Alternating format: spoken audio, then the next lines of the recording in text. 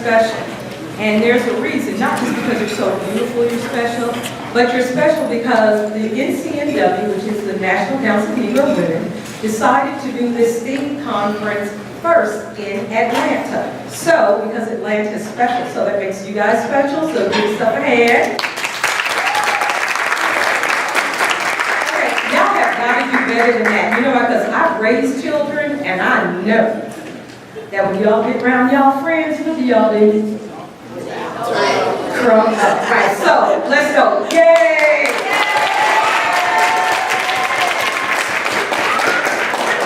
See, I knew you had it in you. That's why I love young people. So, as I mentioned, my name is Belinda Pedroso, and I am here to start the program with you guys this morning. And we have, since everyone is now in the room, wanted to make an announcement that during the day today, we're going to have special prize drawings. And this lady in the back is going to give everybody in this room a ticket. And so she's going to start on this side of the room, and she's going to give each one of you a ticket, and at lunchtime, we're going to have some special drawings for people in this room. And you'll really love them, though. I had someone consult with me on what children like. Do young people like music cards? I don't know. Let me hear. Do young people like music cards, iTunes cards? Okay, good, because I don't have none of those. Stop playing. Okay, well, I just wanted to see if you were listening. So each person should have their program booklet right here, right? You got your program booklet? I would like for you to turn to the middle page of the program booklet so you'll get an overview of what we're going to do today. Okay? Just the middle page, just open it up in the middle. And there's something that says the National Council of Negro Women's STEAM Expo Agenda. Is everybody at that page? Yes, I can't hear you. All right. So as I mentioned, I'm Belinda Pedroso, and I am doing the welcome. And I hope you all feel welcome. Do you feel welcome? Yes. I can't hear you. Yes. See, that's what I like. I want it loud. I like it loud. I am the program committee coordinator for Atlanta STEAM program.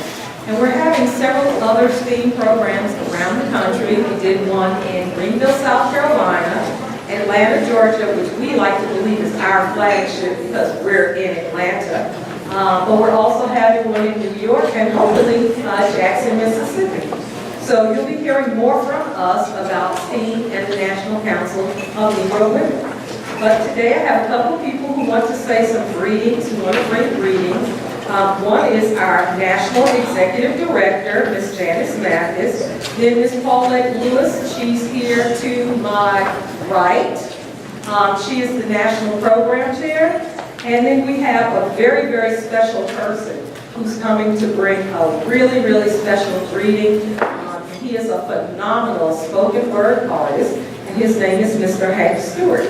After that, then you'll be released from here, and you can go to the different workshops and activities. Around 12:30, we're going to have lunch. So y'all should be hungry by then, right? And we're having a phenomenal lunch. How many people like macaroni and cheese? Okay, we're not having that.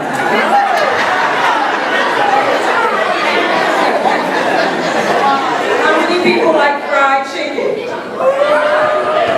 Okay, we are having that, okay? We have a really, really great speaker.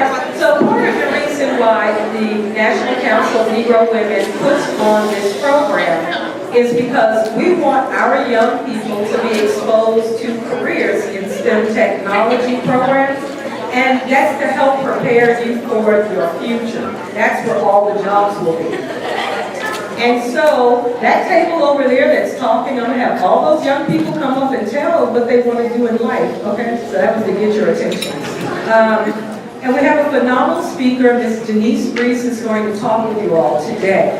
And she is really a great person. She's the principal of a firm called ThoughtWorks, which is a technology firm. And this gives you an opportunity to network with people who are in the STEM career fields.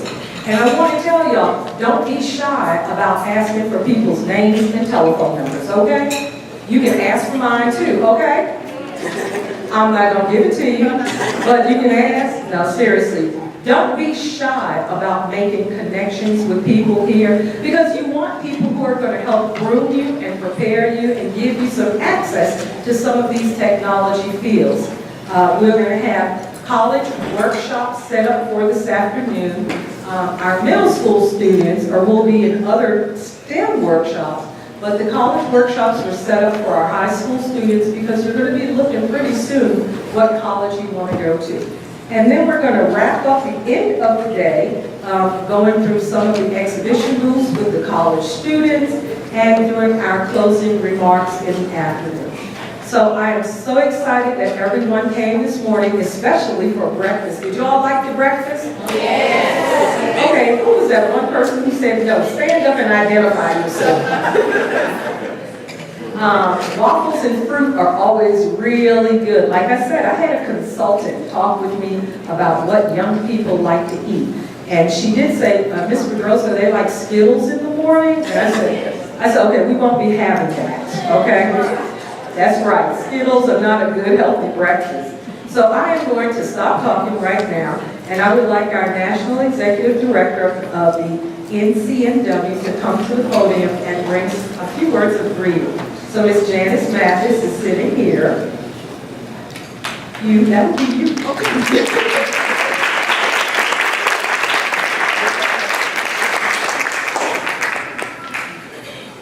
Good morning, everyone. Good morning. Who's seen the movie? That's our new symbol, right? What does it mean? We love each other. We care about each other. We're smart in science.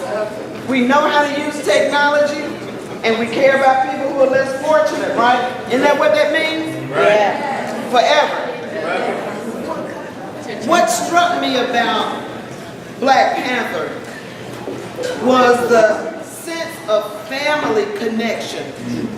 And we can study science, technology, engineering, architecture, and math, but what really matters is how much we care about each other. Because we don't bully each other, do we? And we spare each other's lives. You know, there are a couple times in the movie where somebody could have killed somebody and they said, no, I won't do that, because that's immoral. Right? They held back even though they had the power. Sometimes it's not about having the power, it's how you use it. So you think about that when you're at school with your brothers and sisters. How many of you are athletes? You like exercise, and you have to train, you have to practice to be an athlete, don't you? You have to work out, you have to go to practice. Can you take your boyfriend to practice when you go to basketball practice? No. Can you text your friends while you're at basketball practice? No. So you can't do it while you're doing your homework either, can you? I promise you that if you give your schoolwork the same amount of time you give your favorite athletic pursuit, you'll find that your mind responds the same way your body responds. Your mind is just another kind of muscle. And the more you use it, the easier it will get to use it, and the more you can do with your mind. Promise me. Promise me. I want to thank a couple of people. I want to thank Apple, you know, the people that make the phone, and Intel, the people who make the inside of the phone, for helping to support us today. They bought the waffles and the strawberries, so give them a... I also want to pay a special tribute and thanks to our National Program Chair, on behalf of Ingrid Saunders-Jones, who is the National Chair of NCNW, and myself and the entire board and staff, to Ms. Paulette Norvell-Lewis. She is a former executive, high-ranking executive with the Labor Department, the United States Labor Department. She was one of the pioneers of the Women's Bureau. She has really driven this process. You're going to hear from her a little later, but please join me in thanking Paulette Norvell-Lewis.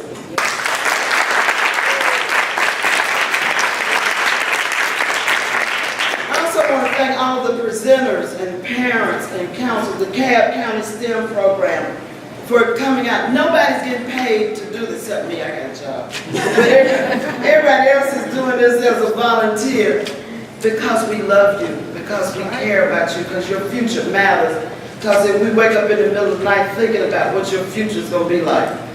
And that's why we give up a Saturday. That's why we devote ourselves to trying to make your lives more meaningful and better. I'll close with that. Thank you, Belinda Pedroso, too. Belinda got another national NCNW board member, Shara Denton. Shara, please stand up. She came all the way from Valdosta.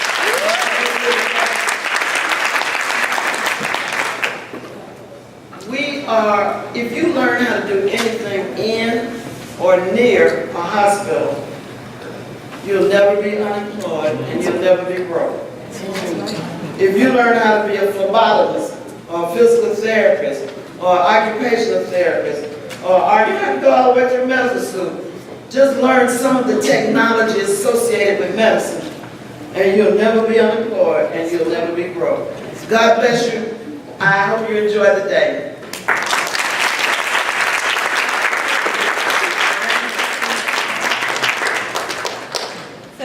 Please give another round of applause for Ms. Matthews. So, just by the show of hands, and I know all of you are here because you're interested in STEM and technology, but I just want to take a glance around the room. How many people are interested in science? Raise your hand. Everybody. Everybody. How about just general technology, computer science? That's a good showing, I like that. My table of McNair students over here are interested in everything. How about engineering? How many of you want to be engineers? All right. And included in there are architects. How many of you want to be architects? Come on now, an architect built this building y'all sitting in. That's right, I started out in the School of Architecture at Howard University. How many of you are interested in mathematics? Awesome, I like that. That is really great. So we have a good representation of people's interests, and we have a really great representation of classes. Yeah, and then there's some little nuggets in your bags of things that you all can use for arts and math and science. But I'd like to ask Ms. Paulette Lewis if she would come to the podium and give her greetings this morning.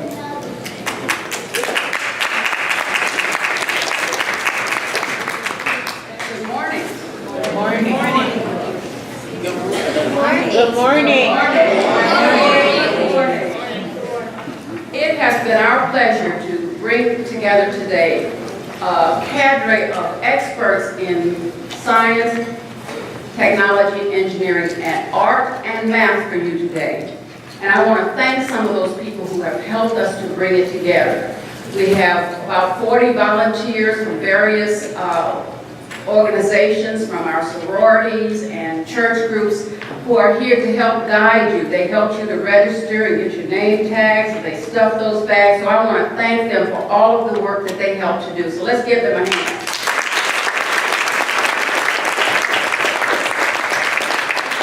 I want to particularly thank our steering committee. Could you raise your hands?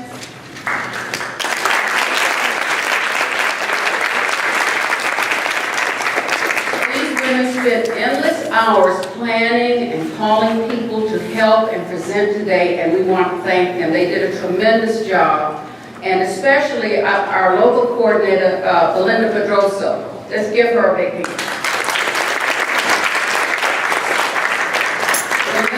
I exchanged so many emails and phone calls, I think we're joined at the hip right now. I want to thank our presenters because we recognize that it's Saturday for them too. They could be doing things with their families, running errands, and doing a lot of things. But they came and they agreed to do this quickly and generously. They brought materials for you, they prepared special presentations for you because they believe in you, because we believe in you. Every adult in this room believes in you, and we believe that you can light up this city with the power and energy and intelligence that is in your body. You can light up your families, you can light up the city, you can light up the world. You have the ability to do that. And that's going to take you making a sacrifice as you did today, coming out on a Saturday morning. I saw a lot of gloomy faces this morning. I was pretty gloomy too, getting up at 6 to get here.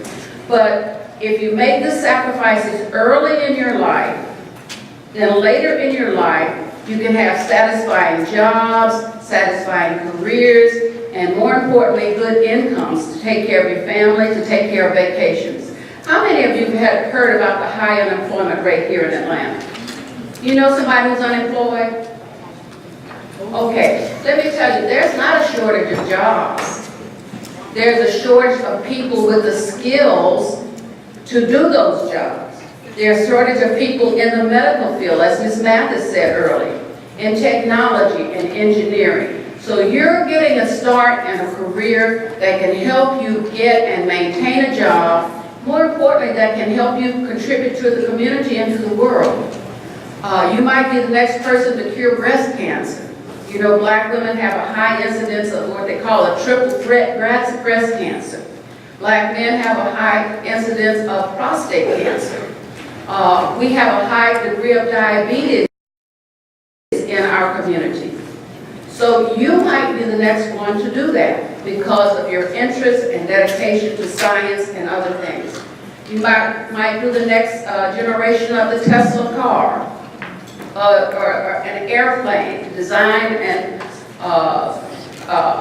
develop an energy efficient airplane. There are lots of opportunities. Help us to clean up the ocean. All kinds of things that you can do. So what I want you to do today for me, this is a personal thing between me and you. I want you to take one thing that you hear or see today. You all have notebooks, and I want you to write that in your notebook and take that with you and try reading it every day. One thing that you see or hear that you find inspiring, interesting, or motivational. And I want you to read it every day for a week to keep you going, because it's not easy to get a degree in biochemistry or in math or in technology. So you're going to have things that keep you going, keep you moving, keep you wanting to do what is important for you to do. And finally, I just want to say, since all of us came in here kind of gloomy, I'm seeing a lot of, let's smile, because that shows me the light that's in here. Let's smile. Everybody take a smile and see if that makes you feel a little better. I see folks who are resisting it. Your smile is a reflection of your life, and it attracts people to you. So you want to use that. That's one of the tools that God gave you. So smile as often as you can. Express your joy, your happiness, and help other people to do the same. Again, I hope you have a wonderful day. And again, know that we believe in you, and we hope that today will help you to believe in yourselves even more. Thank you. Have a great day.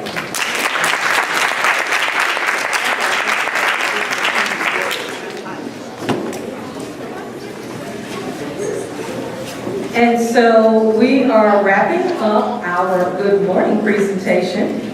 But before we wrap up and send you all to your respective workshops, I'd like to ask one question, and then I'm going to make an announcement.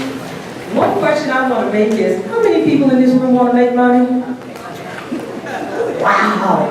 Everybody in this room wants to make money? Okay, so now that I know you want to make money, I know the key to your heart. The key to your heart is to actually learn a good craft, have a good skill, and then go out and conquer the world.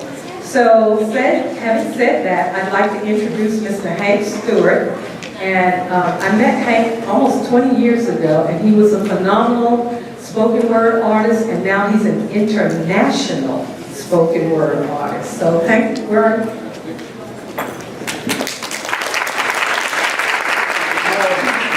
How's everybody doing? I want to first thank the National Council of Negro Women for putting this on. This is awesome right here. This is, and you should take advantage of it. What I love about, this is Black History Month, what I love about Dr. King and Dr. Lowry and Ms. Ingrid Saunders Jones and Ms. Clayton, they're always mad. They wake up in the morning mad. They're mad at lunchtime. They're mad at dinner. They're mad during holidays. They're mad. They're always mad. I mean, they're mad on their birthdays. They're mad on you. I mean, they're just mad. I'm sorry, MAD is an acronym for making a difference. They're always making a difference. So this form is simply entitled, Are You Mad? I'm mad. But I'm mad about a lot of things. I'm mad about more than iced tea and Skittles hands up or I can't breathe.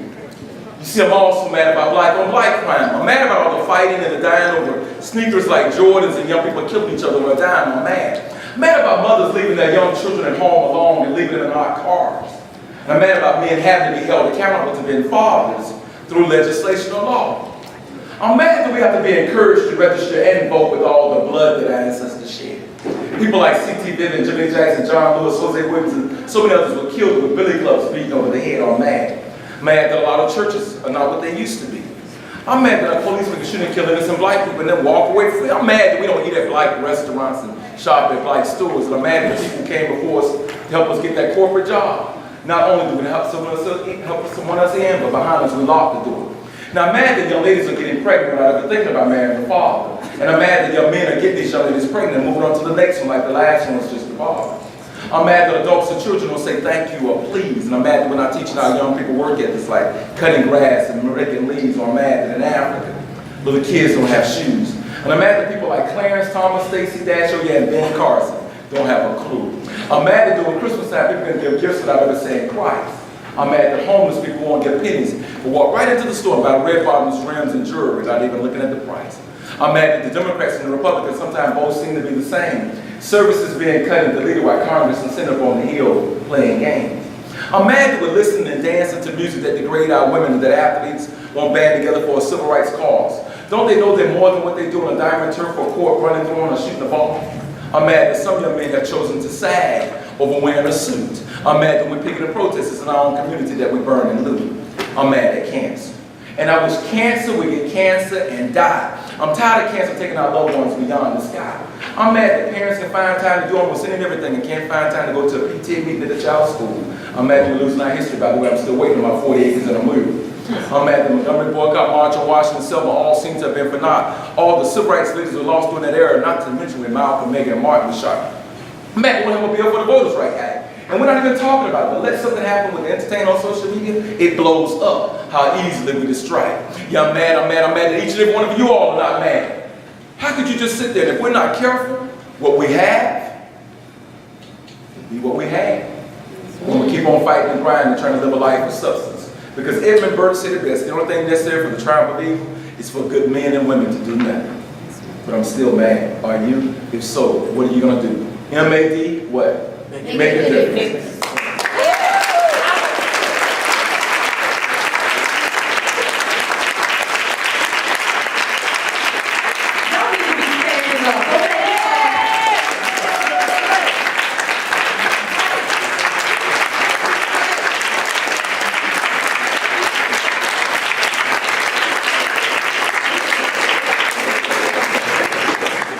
Thank you so much. So, I'm standing over here and I'm watching the reaction to this poetry and I'm watching your reaction. And I am always amazed. Young people, I want you to hear this. I am always amazed about the level of intellect that you all have when it comes to political issues. I saw a young man over here when he said Skittles. Which one of y'all know that a young man died because all he was doing was carrying Skittles, right? You know that. You all know the kind of atrocities that are happening throughout our world and the community. So I want you to pull your notebooks out and your pens. And Ms. Mathis said, just write, if you don't do nothing, write down one thing today. I want you to write down mad. I want each one of you to get mad. Making a difference. Write it down, read it every day. Mad. I am mad. I am making a difference. I am mad. So, young ladies and young gentlemen, because you're not children, young people, and I love that. We are going to go to our first session today. And you have a program description here that was a one-page insert. On your name tag, it tells the schedule that you signed up for. So if you signed up for science, technology, engineering, art, or math, the program description tells you which room that you are going to. So I'm going to make this very simple, and I need everybody, after you finish writing down why you are mad, why you are making a difference, our middle school students will be on the first floor, right? So that'll help you find your room very easily. Our high school students will be up the stairwell on the second floor. There are restrooms on each floor. The restrooms are to the left once you leave this room. So middle school, first floor classrooms, high school, second floor classrooms. Everybody got it? Where are the middle school students going? Where are the high school students going? Upstairs, that's right. And then there are signs outside of each classroom. Ladies, please, could you wait a moment before you get up and walk out? There are signs outside of each classroom workshop that tells you what room you're going in. So it'll say the Pope room, the child's young room is downstairs on the first floor. Technology, the Pope room is downstairs. The board room is downstairs. So you will know the room by the sign on the door. So everybody got it? And so the last thing I'm going to say before I dismiss you is, does everybody have a ticket now? If you do not have a ticket, raise your hand. All right, so are there any questions before we leave this forum? Don't be shy. If you have a question, just ask me. Y'all ready to go, huh? Okay, everybody stand up. Just stand up. Wiggle, wiggle, wiggle, wiggle, wiggle. Shake it out. Come on, shake it out. Shake it out. All right. See, we have some people over here already dancing. Okay, so middle school, out that door and go to the left. High school, out the door and walk upstairs, okay? Oh, and parents. I didn't give instructions for parents, but parents may join some of the classrooms. I would prefer that you not go to the class where your child is, but you are welcome to go to any of the classrooms.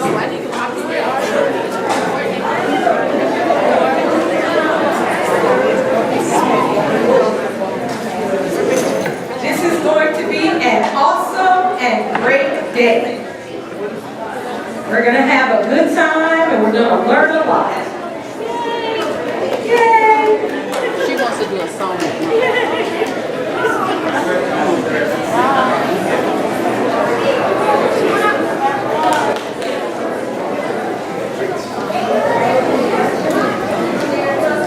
What's your name?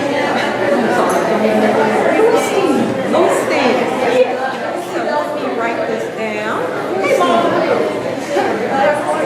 Huh? You're presenting? But aren't you still a Erica. It's Erica.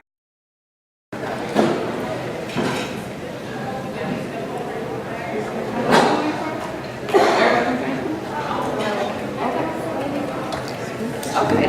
Well, what town are you coming from? Okay. I live in Walton County. I was high school in Walton County, so the next not that far out. Anybody else coming from like a ways away? Henry County. Like I go to Austin Road Middle. And you said Henry County? Okay. Henry County. Okay. Like all of the Atlanta area? Newton County. Okay. Anybody else? Hold it down.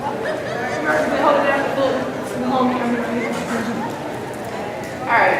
You guys are quiet, which means this next exercise is about to be really fun. Because you're not going to get to stay quiet the whole time. I want to close this. Sure. All right. Like I said, I run a program called Cypher. And one of the ways that we open up and sometimes close our meetings is with this game. It's like a wordplay game. Anybody ever not played Uno before? Everybody here has played Uno at least once. Perfect. Sorry, you know, not just like Uno, the rules that come in the car, like house rules, like you know how to like run train on the car. All right, so we got each other. We good here. That's what you're gonna do with the word that you get. So let's say you get the word chair. You can treat that word like, all right, I'm gonna rhyme all with the word chair, or I'm gonna talk about chairs, or I'm gonna start with chair and go somewhere else. But you have to give me at least 4 statements in your piece. They don't have to all rhyme, they can all rhyme. It is completely up to you. Every single person in this group is gonna say something and participate. Every single person, all right? We cannot go anywhere beyond that point until everybody is on the same page. Cool? Y'all, it's gonna be so fun. Y'all are like so quiet. All right, you might wanna turn so you can like kind of see the group, bring your chair around a little bit. That's it. This way. Yeah. Everybody make sure that we can see each other. You know, I'll come to the middle. Yeah, that way we can kind of see each other. Now, I'll go first. The thing is, when I go first, it intimidates people because I do this on a regular basis. You want to do it with me? You can be the second word, and then we can, you know, run. All right, so give me a word. You guys can get a better understanding what's going on. House. Start with chick. House. House. All right, so I would say something like, I build my house, no cards, strong foundation, no glass, no shards. Make my house a home. Teach you how to code. Slant rhyme still works. I'm gonna pass it to the next person, and their word is dirt. Dirt is dirt. Sometimes you gotta work. You gotta be smart. Hey. Or it ain't gonna work. It ain't gonna work. Alright, so it's exactly that simple, alright? Everybody has to go, and we have to be able to hear you. Yeah, that's gonna be hard for you. You wanna go next? And then, alright. Just dance, you get out of the And it doesn't have to be great. Like mine didn't even make sense all the way. You just gotta get through it, alright? Just trust the process. And you can't choose, you can't opt out of go. So whoever, like if you prospect, you're next, you do your thing, and you just randomly choose her, she can't say no. You gotta take it, alright? Alright, so you get to choose the next person. I'm gonna see if we can run it. I wanna go you. Sure. So you gotta give her a word. Let's go with love.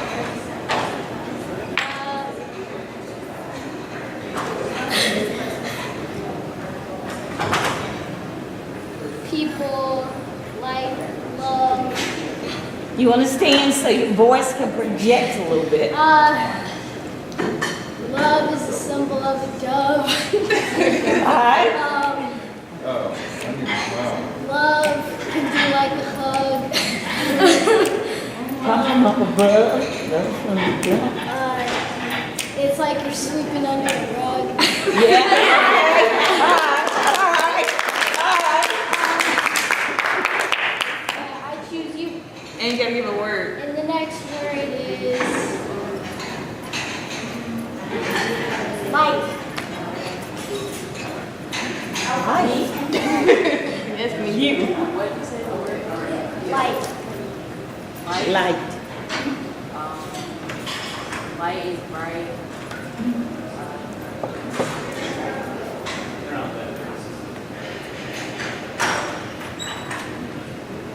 Light is light.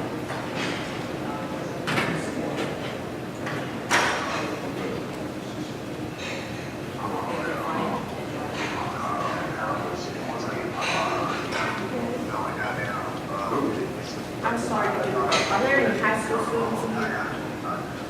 No, middle school. Okay.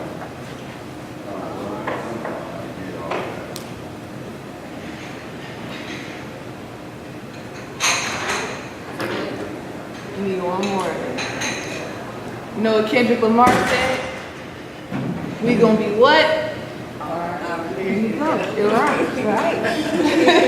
Right. Pass it.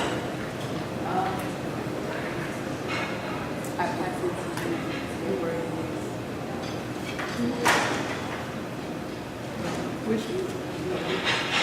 Yeah, black and white or pink? Well, black and white.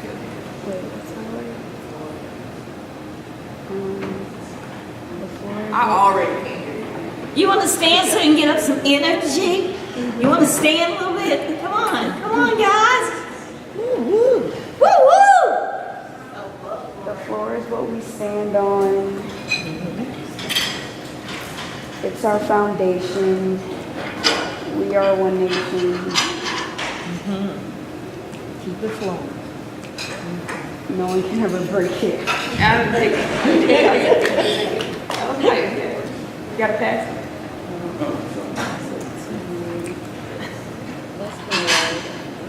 What's the word? I don't. Just anything. You look around, pick something.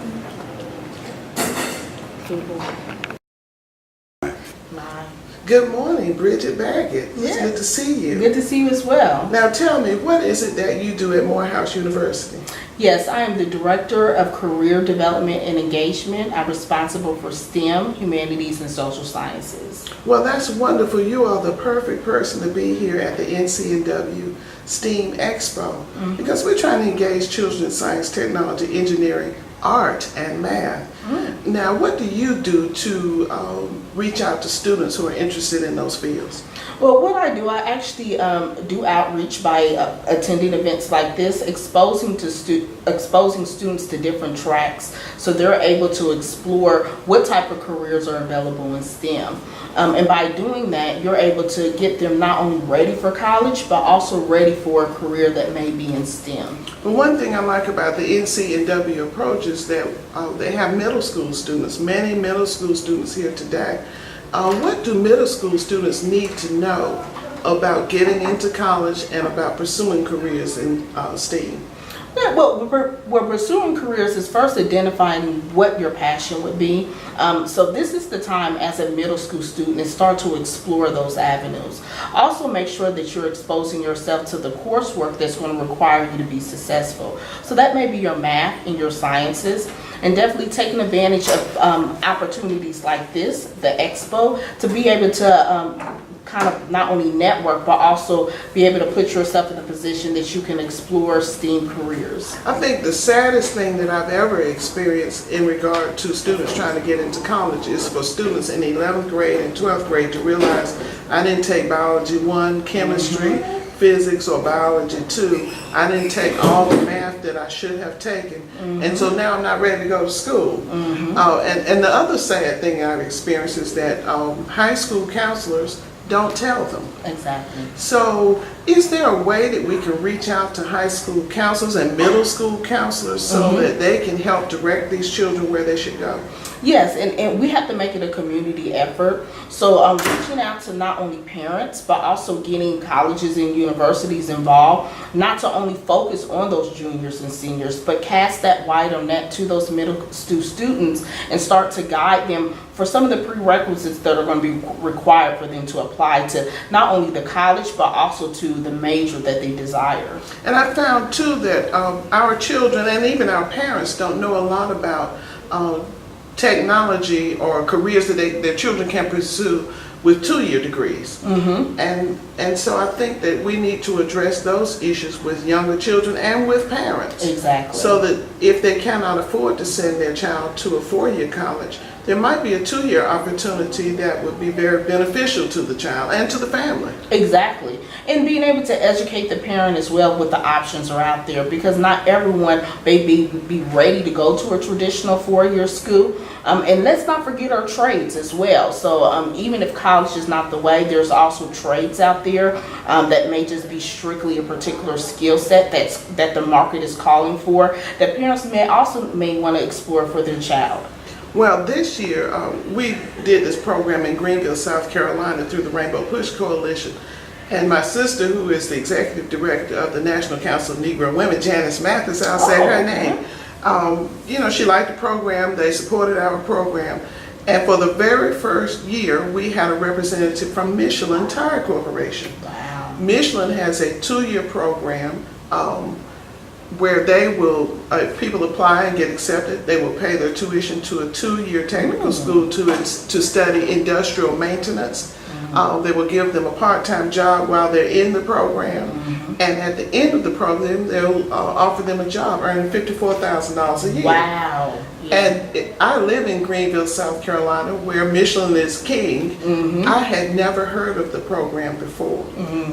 The parents and the students who attended the STEM fair in our town had never heard of the program before. So I think that the issue is not that opportunities don't exist.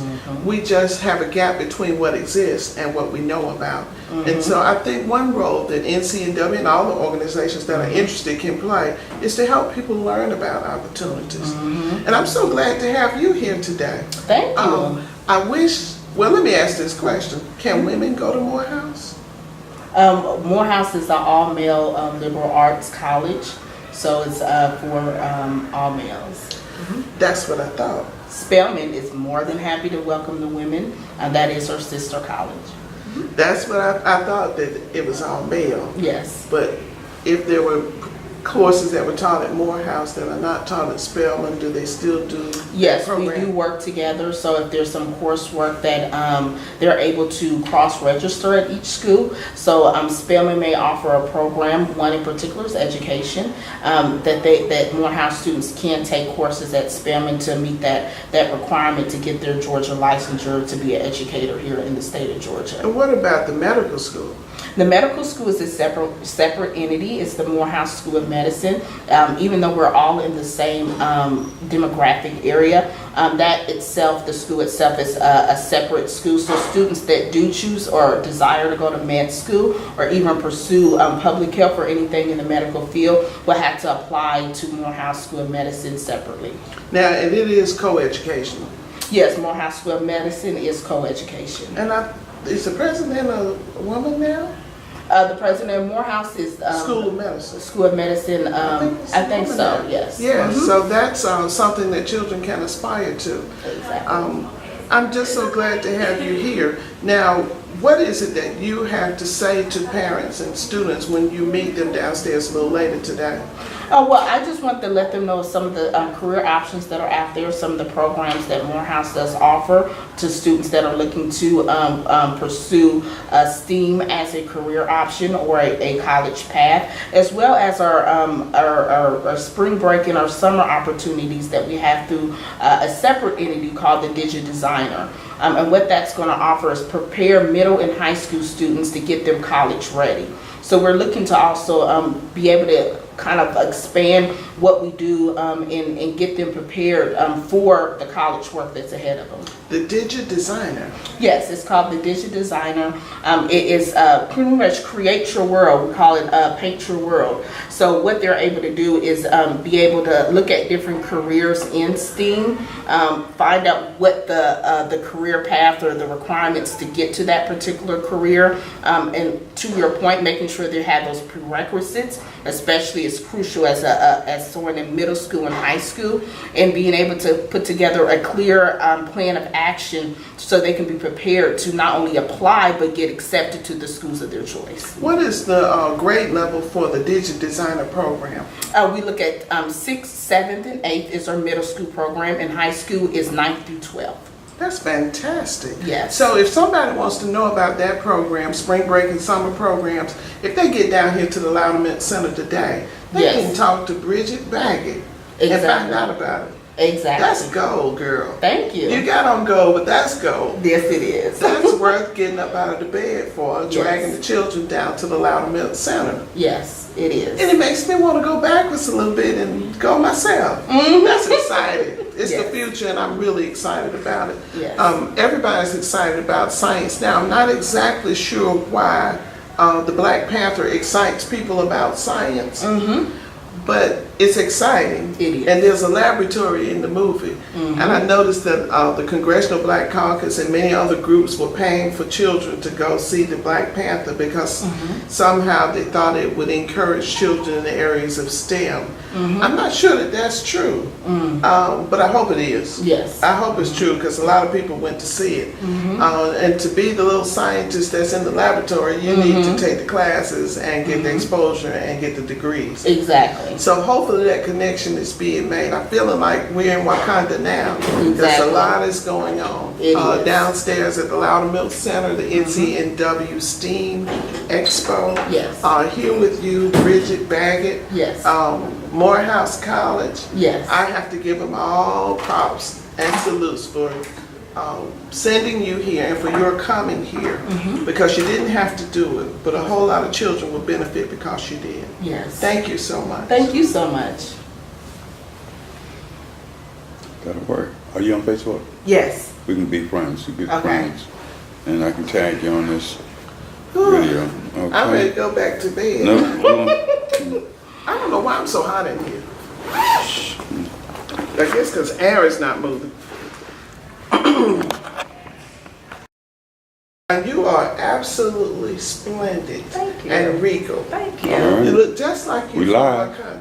I am. Dr. Olawami, Yes. thank you for joining us today at the NCNW STEAM Expo. We're here at the Loudermilk Center, and it's such a pleasure to meet you. Yes. Now tell me, you are the president of the NCNW section in Henry Clayton County. Henry Clayton County. Yes. Well, thank you for joining us. What brings you out today? Well, we came out, first of all, to support NCNW National Headquarters. They are actually sponsoring the STEAM Expo. So we just came out to show our support. Dr. Gloria Dotson, she is over our education department for Henry Clayton. And so she's played a very vital part in putting together, helping to put together this expo today for the children. Well, that's wonderful. It speaks so well of the National Council of Negro Women, the headquarters, but it speaks even better for your local chapters and your local leaders. I've Yes. never seen such an illustrious group of women. Doctor this, lawyer this, Yes. engineer this, chemist. Every profession that you can think of Yes. is represented in NCNW, not Yes. just nationally, but here in Georgia. Yes, yes. What is it about NCNW? The greatest thing about NCNW is that, first of all, you know, it was started by a very great leader, Dr. Mary McLeod Bethune, and in 1935. And so Dr. Mary McLeod Bethune, her footprints are so big, and for us to be able to even put a little piece of our foot into her big footprint is just a blessing from God. So all of the women, yes, all of the women are from various walks of life, and that was the dream of Dr. Mary McLeod Bethune, was to bring together all of these women from sororities, from women that were not in sororities, and just to bring them together and to be able to empower other women within the community. Now, you don't have to be a college graduate to be in NCNW, and you don't have to be a so-called professional No. woman to be in NCNW, No. but I find that NCNW draws the best women, Yes. the most accomplished women from every walk of life. Yes, yes. And I think it does have something to do with Dr. Mary McLeod Yes, Bethune. it has a lot to do with Dr. Mary McLeod Bethune, because with her vision was to bring together all women. And you know, we have a lot of powerful women within the sororities, and then you have women that are outside of the sororities that want to belong and be a part. And the good thing about NCNW, there's no distinction between whether a woman is educated or not educated. Women are women, and we all have things in common. We all know how to nurture, we know how to love, we know how to empower other women, and that's what we're about. Well, I know women certainly know how to get it done. These Yes. days they call it black girl magic. That's I'm not right. sure about that, but I know that as African American women, we have a history of getting things accomplished. Yes, we do. And it doesn't matter so much about what your degree is. That's right. It matters about commitment. Yes. And I find that NCNW is committed. And today, Yes.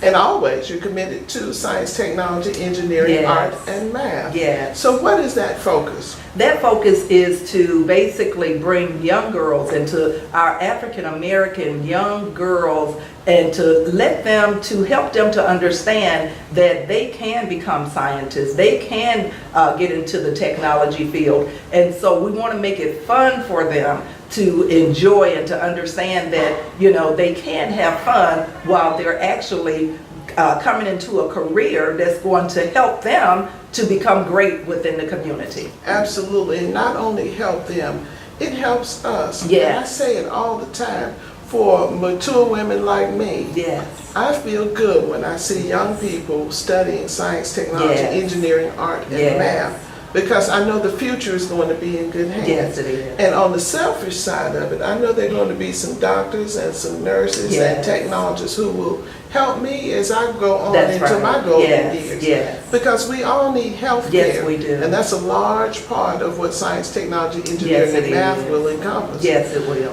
So what is it that you want the children to get from this event today? Well, we want them to, first of all, to take it serious and to really think about whether they're in middle school, you know, they're quickly going to be going into high school and then into college. And so we want to put that on their mind that, you know, you can become a scientist. And so I think with all of the great movies that's coming out nowadays, you know, where our children are able to see other people that have worked in the science field or worked in technology or the arts, and that they can do that too. And so I think the takeaway for them today is to know that they can do it. You know, you mentioned something that I very rarely hear mentioned. We need to tell our story. Yes. And to tell our story, we need to know arts. We Yes. need to know how to write it down. I took a class many years ago, a discipleship class in church, and one of the members of the class kept saying, well, why the Jews? Why the Jews? Why the Jews? And it made me sick. So finally, after weeks of hearing that question, Yes. I said, because they would tell the story. Yes, yes. And so there's so many stories that we need to Yes. tell. I often wonder why they included the arts. But if we don't tell our own story, Yes, it didn't yes. happen. That's right. And so we need the arts. We Yes. need our artists to express our hopes and desires and Yes. also to tell our story. That's right. That's right. And like our friend who's streaming us live right now, Yes. we need to know how to work cameras. Yes. We need to know how to make movies and Yes. documentaries and tell what it is that we do and what we're aspiring to. Yes. So I'm glad that they're including arts Yes. in the program That's today. right. Yes. Because if we don't tell it, That's it right. didn't happen. That's right. And we are great storytellers. Absolutely. Yeah. And we've got great stories. Yes, we have great stories to tell. And one of them is, you mentioned you didn't say Black Panther, but I just went to see Yes, Black Panther. yes. And I kept wondering, what on earth about Black Panther has anything to do with science, technology, engineering, Yes. arts, and math? But after I saw it, Yes. I realized one of the heroines of the story is the King of Wakanda's sister, and Yes. she is a scientist. Yes, she and is. she does what she does in a laboratory. Yeah. And there's so much science involved in that, and it's fun Yes. and exciting. Yes. And although I'm an old lady, it excited me. It will really excite Yes. children Yes, it will. who may be inspired to go into science, Yes, technology, yes. engineering, art, and That's math. right. That's and right. you look like the Queen of Wakanda Oh, today. thank you. I So am beautiful. Queen Mother, and that is my King Father over there, Well, Queen you're King a husband. lovely couple. Yeah, thank you. And such beautiful spirits. Thank you so much for coming and representing for our African American women, for National Council of Yes. Negro Women, and for the future. Thank you. Thank you for having me. Are you on Facebook? Yes. Good. Dr. Atwater as well. I am Dr. Atwaters. You- Yes. I just, it's strange introducing yourself sometimes as Dr. No, it's Atwaters. not. So I That's just who say you are. Sabrina. It is. It's all right. You're right. I'm also that little girl from Kirkwood. So it's Kirkwood? Yeah, born and raised. You know something about Kirkwood? Yeah, them with black folks living over there. So Kirkwood was the hood right next Yeah. to East Lake Meadows. Okay. So we're the ones Little who went to big Murphy now. High School. Little big now. It's gentrified Wait a minute, now, hold it, so hold if it. you go We can do now, it. you We wouldn't can- recognize it at all. We can do that. We can put that out there. What? How you started out. Oh, From, Well, I'm speaking during lunch, so I'm gonna kind of go Okay. cover that Okay. a little bit in the lunch thing. But if you wanna, we can do a little, just a little Just snippet. a little Just touch. You ready? Yes, I'm ready. do I Okay. need to wear the name badge or can I take It this? doesn't You can matter. take it off if you want to. Okay. Well, you look gorgeous. Thank you very Yeah. much. You look very nice. Thank you. And we all I love live. that lipstick. Wait, we're really live. We all Let me tell you live. something about our photographer. Okay. He likes to catch us off guard, but we're never off guard because we're always Right, ready. they say stay ready, so you don't have to get ready. Stay ready. And Dr. Sabrina Atwater, thank you for coming. Pleasure to meet you, Mrs. Mathis. How are you? I'm doing just fine. Now, what is your school? I work in the Institute of Diversity for Georgia Tech. Wonderful, Georgia Tech. I didn't know you were there. Let me put it like this. I didn't know we were there. Right. A lot of people don't. I kind of tell the story. I was born and raised in Atlanta, and I didn't know about Georgia Tech until the chapter of the National Society of Black Engineers came and spoke at my high school, which was Murphy High School at the time. And now here we are, 20 years later. I'm a 3-time alum, and back there working. So glad to be a part. Well, Dr. Atwater, you just said a mouthful. You're from Atlanta. Yes, I am. Didn't know much about Georgia Tech. No, not when Being I was from in high Atlanta. school. Yeah, I went to an inner city Atlanta public school system high school, and well, we had amazing teachers. I was there 1985 through 89. It also, was I think then they were saying like Georgia was 49th in education ranking, as far as South state. Carolina was 50th. I'm from South Carolina. And Murphy High, that they call Murder High, that I started out at, was, let's just say, the bottom of Georgia schools. So yeah, we didn't get told about Georgia Tech often until, students, who decided to go and do outreach and came by and visit and changed my whole trajectory. Well, tell me about the black engineers who talked to you and inspired you. So I'm not sure if you're familiar with the National Society of Black Engineers. It's one of the largest student-run organizations in the world, and it's engineers from all over. Georgia Tech has, as you can imagine, affordable, right? And so our chapter is pretty strong. We do a lot in the city of Atlanta, but also nationally. We won national chapter for a while, etc. And they're just kind of representation of, it is a nucleus of black students who are at Georgia Tech doing amazing things. That's fantastic. And now brings us to today, the National Council of Negro Women STEAM Expo here at the Loudermilk Center. So glad to be here. You know, what you said made me believe, and I always believed it anyway, but it supports what I believe, that advocacy works. Yes. Hearing those young engineers talk inspired you, and now here you are, an inspiration yourself, giving back. Thank you. Now, what brought you here? I was invited, so actually my best friend was working with Belinda Pedrosa and the illustrious Paulette Lewis, Belinda right? Pedrosa. And mentioned me, as I'm told, at one of the meetings, but she's also the executive director of TAG Education, Erica Moore. Now, what's TAG Education? So TAG is a nonprofit that does education advocacy and the education unit, mainly STEM advocacy, kind of the bridge liaison between a lot of high school and middle school in the higher education world. So wonderful. Yeah. But it makes me feel so good, not only that you're here, but that there's a ballroom full of children downstairs. Yes. Who are kind of in the position you were in many years ago. Absolutely. Maybe hopeful but not knowledgeable. And hopefully this event will bridge the gap between their hope and what's really out there for them. And really what's in store for us in the future if we direct these children in the right way. Yes. What information do you think is important for the children of this area to know about science, technology, engineering, art, and math? Well, I believe, I brought 4 students with me, and I wonderful. particularly chose freshmen, black freshmen from Georgia Tech, because I think, one, modeling is big. We need to see it, right? Absolutely. You know, being told is possible is one thing, but being able to see it. And so bringing them together in an environment like this where they're seeing multiple engineers, people working within STEM fields, people working in higher education around that, but also the collegiate students who are in the process of becoming, right? I think they need to see it. I think the other thing we need to share, and I believe it's a strong philosophy that makes all the difference, is an excellence as an expectation. There is nothing too hard, too great you cannot achieve. And we say that like you can be everything, be anything, and that's not necessarily true. We have structural forces. It's a process to it. But if you dedicate yourself to the process, if you decide, whatever that goal, that dream, that ideal is, you can do it. But you mentioned something, knowledge is important.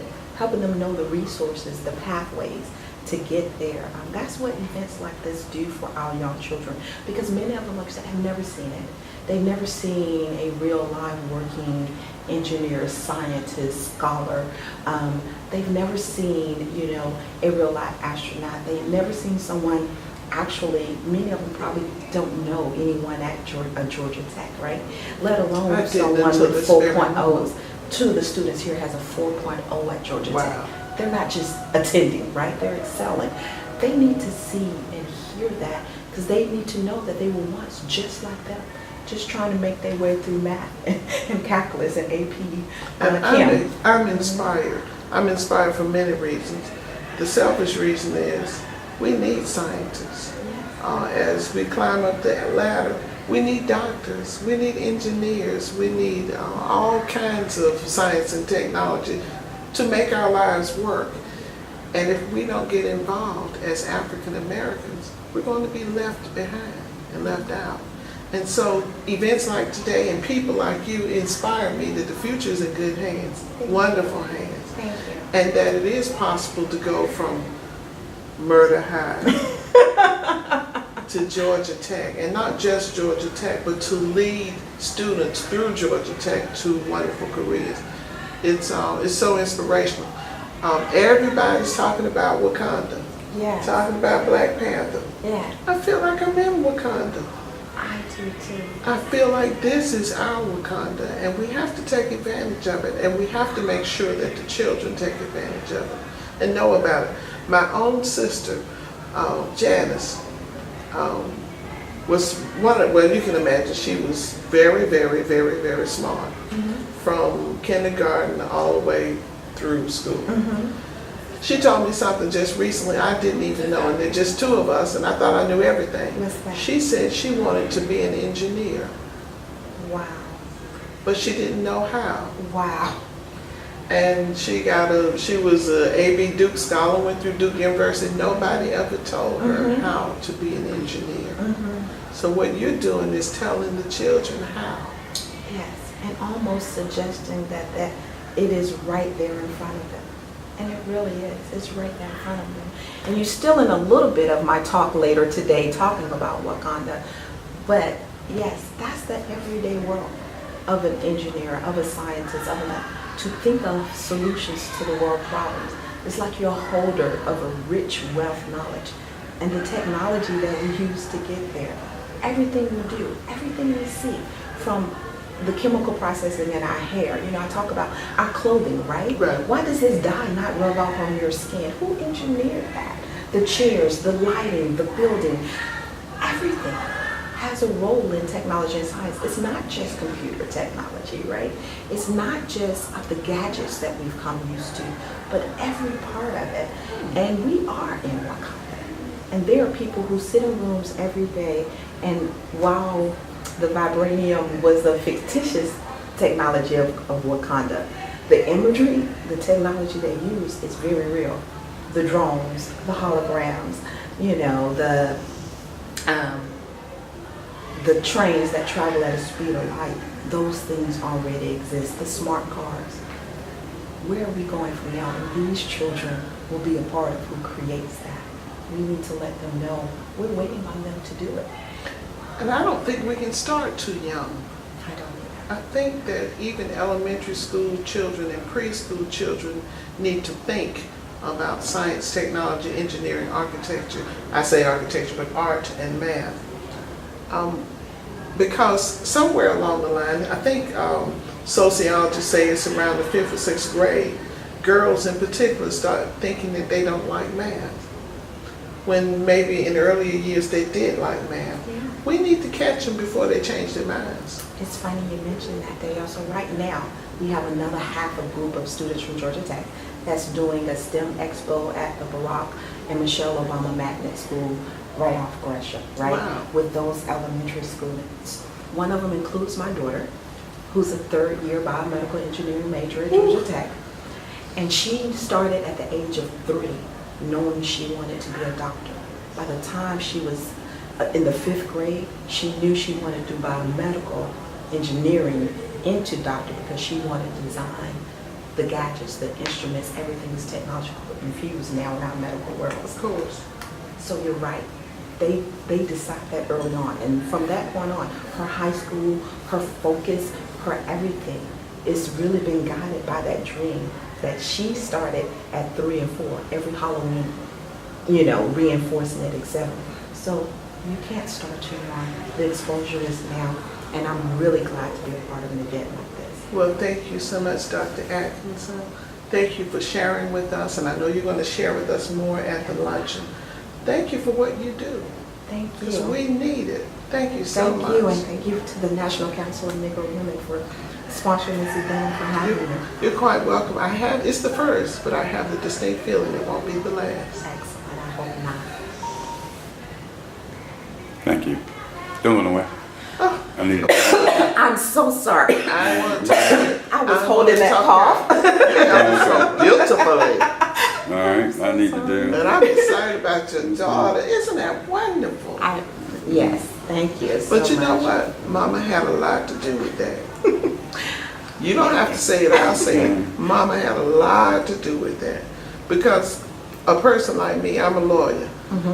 All right. I would not even think about those things. And so as Can parents, I do this real quick in the process? Tell me a little who yourself and your contact information. That's that on that Facebook Live piece. Just your name and your contact information. If anybody want to know. Just who I am? Yes, ma'am. and put the doctor on there. Yes, Yeah. ma'am. And then I'm gonna let you we can become Facebook friends, and I can share the You can video share with you. that, okay. But I wouldn't think about it, but as parents, we have to think in that way, Okay. so that our children can think it. Dang it! You're all over it. Ooh! Say it louder. Gettysburg. No, I said that right. No, It was Kitty Hawk, North Carolina. All right. So, if they were from Dayton, Ohio, why would they choose to go to Kitty Hawk, North Carolina? They're from Ohio. Why'd they go to North Carolina? One reason. Because there were multiple people working on the airplane. There were many people building airplanes other than the Wright brothers. One reason. It was the government who did not want the government to steal their idea. They were afraid that someone may steal their idea. Now, the Wright brothers knew that Kitty Hawk, North Carolina was sort of secluded. And they knew it was on a beach. So, test flying an airplane, they knew that they'd be able to take advantage of the wind coming off the beach. Because this was an experimental aircraft, if they crash landed, they were on a sandy surface, they could get up and walk away. But they knew that the government, the military, were also trying to figure out how to build a flying machine. The Wright brothers were afraid someone was going to steal their idea. So they were hiding on purpose to make sure that no one would be able to see what they were doing. Their first airplane was a glider. They built this glider in 1900. And if any of you have ever flown box kites that have 2 strings and you're sort of doing this, that was sort of what they were doing, but they were experimenting with something called wing warping. And so they were trying to twist the wing of the airplane to see which position would give them the best lift. You'll be able to see that sandy surface in this picture, but the Wright brothers, when they were test flying their airplane, also used a lot of the kids that lived in the neighborhood out there in Kitty Hawk to get on that plane, because they didn't want some 200-pound man on top of their airplane. They wanted the airplane to survive too. So they were test flying it a lot of times with students. This is the engine of the Wright brothers airplane. They built their first powered airplane in 1903. Someone mentioned they worked at a bicycle shop. When they finally started building airplanes, they used a lot of the technology they had at the bike shop to build this first airplane. So you can even see, it looks like the crank from a bicycle, the chain, even the cross braces are made the same material they used to make the spokes in the bicycle. So they used everything they had at the bike shop to build that. Now, this is the way their plane flew. The pilot would lie down on his stomach on the airplane. The control stick was just like you've ever seen anyone in a wheelchair who had the control stick. Their control stick was very similar. But the propeller blades are spinning counter-clockwise. Why do you think they did that? Why did they spin counter and not make them spin in the same direction? Yes, ma'am. Oh, never mind. Oh, okay. Listen, you guys have seen me before. Like it's like pushing wind, like. It is, but why would you think that they would spin those blades counter and not make them go in the same direction? Why aren't the blades going in the same direction? Yes, ma'am. So they go to many different directions. It does have everything to do with direction and control. What do you think? That's exactly right. They thought that by spinning counter, they could force that airplane to go straight. One of the biggest problems that the Wright brothers had was steering or control over their airplane. And so they thought if they made the blades go in the same direction, it would force the plane to go in that direction. And they thought if they spun them counter, they could force that thing to go straight. But control was the biggest problem they had with their airplane. Same forces? Ben Epps. This guy is considered the father of aviation in Georgia. The Wright brothers' first airplane was built in 1903. Ben Epps was flying airplanes in Georgia in 1907. President of STEM Atlanta Women, a nonprofit organization here in Atlanta designed to empower, educate, and encourage women and girls to pursue opportunities in science, technology, engineering, and math. And we have been invited here today to talk about our new flagship Mathematics in Motion program. We're really excited about this program because it's a program designed to blend dance and math together. We want to talk about the importance of mathematics and the concepts as it goes into dance. And so STEM Atlanta Women and Dance 411 have partnered together to launch a program called Mathematics in Motion. So as you guys are coming into the room, I want to introduce to you the owner of Dance 411. Her name is Cindy Snyder, and I've had the pleasure to go by their studio on Norland Avenue, and they are amazing. They are doing some amazing work, and so STEM Atlanta Women is just truly honored to be a part of their organization. So please join me in welcoming Ms. Cindy Snyder.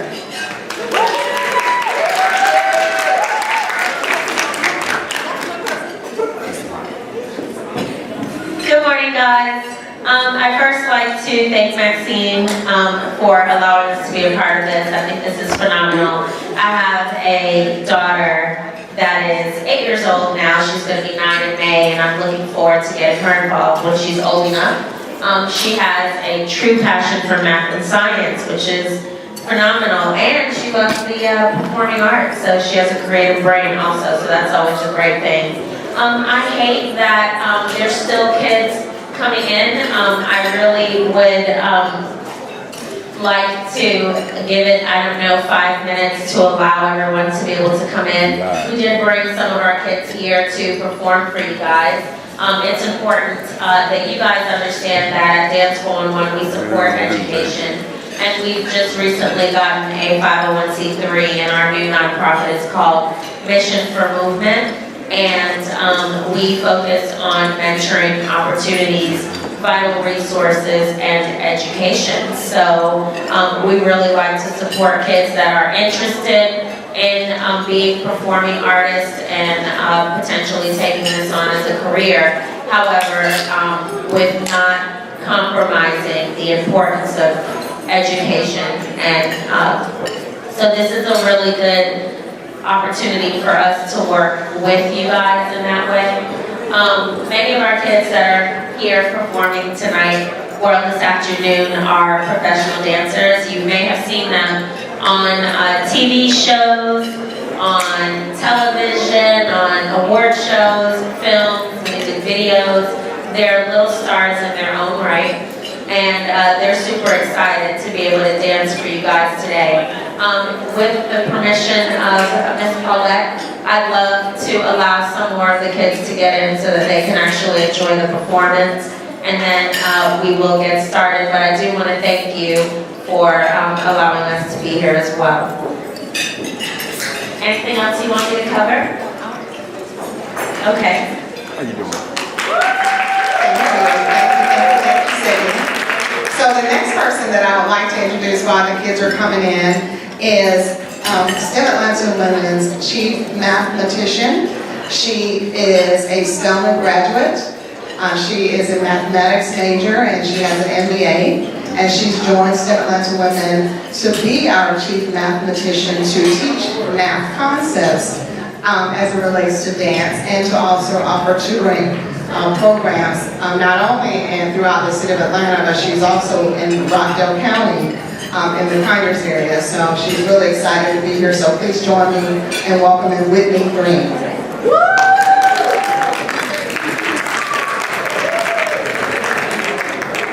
Hi everyone, I'm Whitney. A little background information on the program. Oh, you can't hear me? Okay, here we go. So, a lot of people, I heard some students who saw the flyer, they were saying, how are we doing math and dance together? So I hope I'll give you a little story. I have a best friend, Erica. Me and Erica, we don't get to see each other often. You know how it is as adults, right? You don't have time for your friends. You got life going on, kids, things like that. So me and Erica decided, okay, we both need to start working out. Let's get together twice a week. We're going to go to the gym, and that gives us time to spend with each other, right? So, started Tuesdays and Thursdays. First Tuesday we get there, get intimidated by the weights. You lift your weights, oh, they're heavy. But I keep going, I kept going back because I want to spend time with Erica. Like, this is my motivation, I get to see my friend. Even though I'm working out, really don't like doing it, kept going back. And that's kind of what this program is. It's a program where dance is like your best friend. All the kids want to do it, but math is like working out. You know what I'm saying? It's hard, but we're engaging the kids by doing the dance to come to the program. And even though math may seem hard, you don't want to do it, you keep coming back because you want to dance. And going working out, every time I went, I got stronger.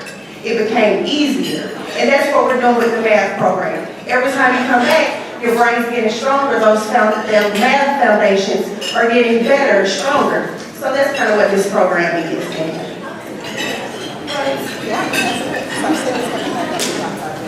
Okay, that's good.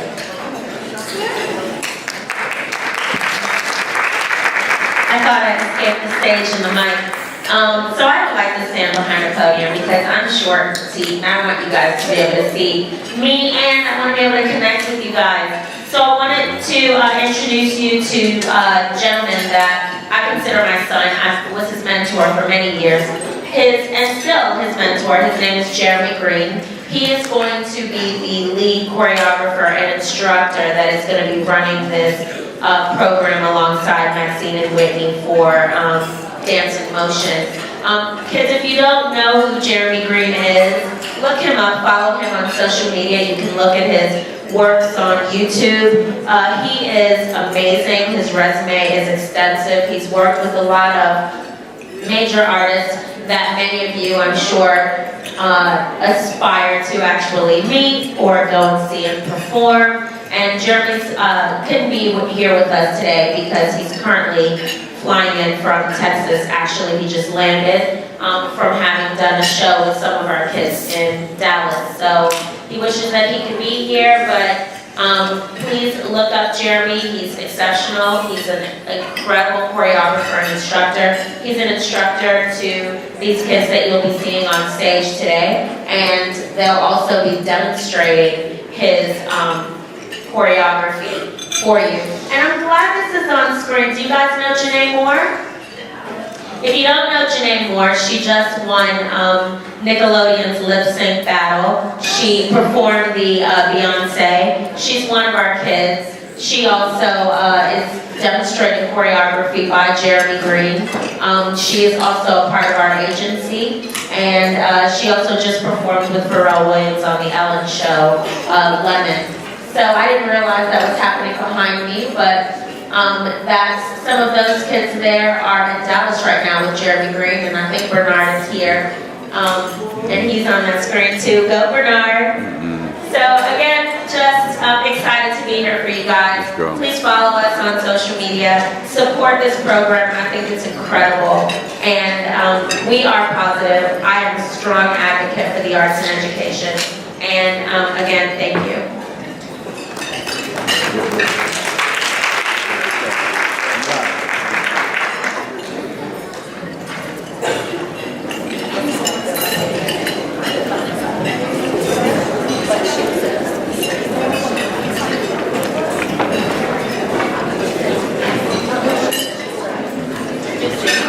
Okay, we're ready. DJ in the back.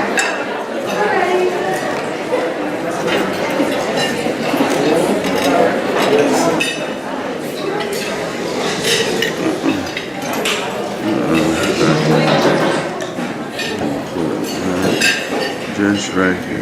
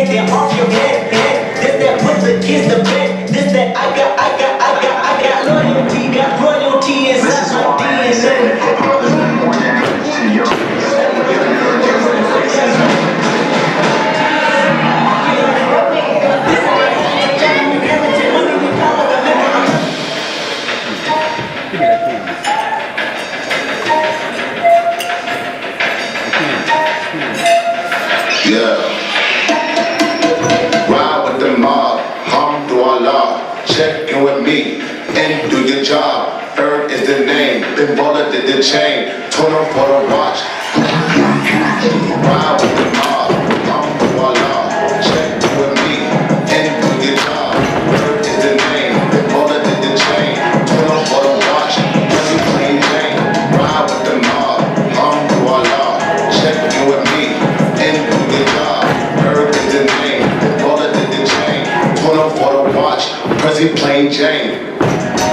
Mobbing with my cookie something. Mobbing with my cookie something. Mobbing with my cookie something. Mobbing with my cookie something. I'ma explain why you probably never see me. I'm in the sucking bitch, no Instagram, I'm watching TV. I think I trade my breakfast, not your dinner for some kitty. Please believe me, I see Riri, I'ma eat it like panini.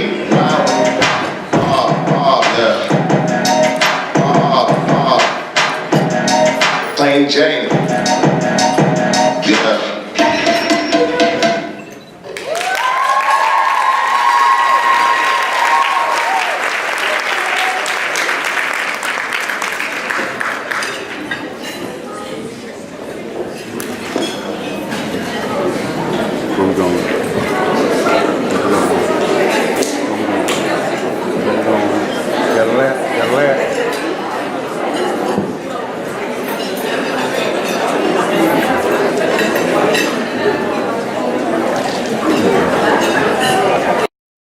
They were absolutely awesome.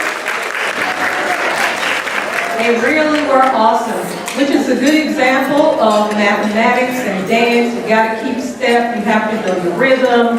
So there's a lot that's involved with dance and choreography that we don't necessarily think as mathematics, but they just performed an outstanding job. So one more time, please. And I saw so many of you with your telephones out, so I can only imagine that you were doing Facebook Live. We had a lot of Facebook Live going on this morning, this afternoon, which is really good. So I was teasing you all early this morning about lunch. Is lunch good or what? So this room is really quiet, which means that lunch must be good. So if you all don't mind, if you will just quiet down for a little while, what I'd like to do is present to you our keynote speaker. And in your program, the bio for our keynote speaker is right in the middle page of your program. And this young lady is an awesome woman. I think you all will agree. But before I do that, I just want to see by show of hands, how many of you and how well did you enjoy your workshops this morning?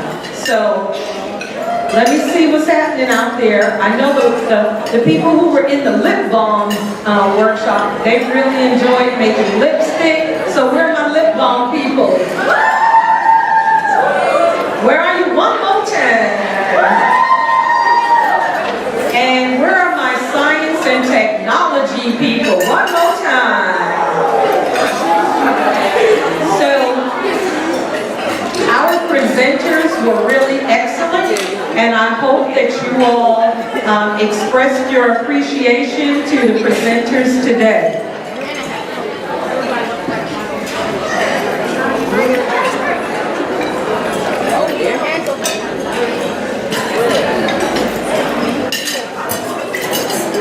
So I'm just waiting for the last few people to go through the line, the serving line, and as soon as you finish going through the serving line, then we will introduce our keynote speaker. Okay? Thank you.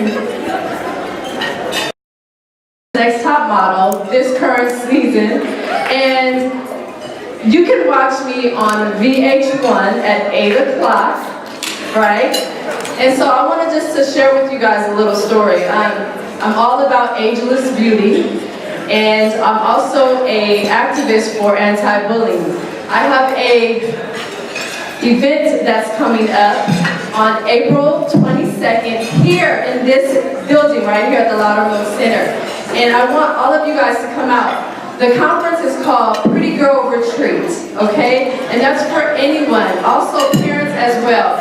We are looking, the theme of our event is I'm That Girl. We're looking for that individual that is bold, confident, vibrant, and doesn't steer away from distractions, right?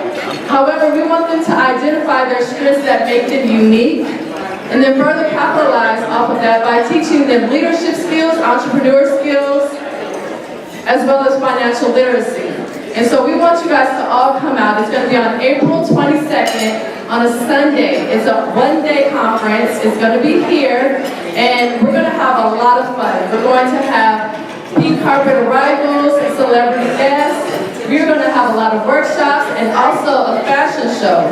Now, if any of you would love to model, on March 24th, we're going to have a model casting show, right, for you to actually come out and audition to be a part of the runway show that we're going to be putting on.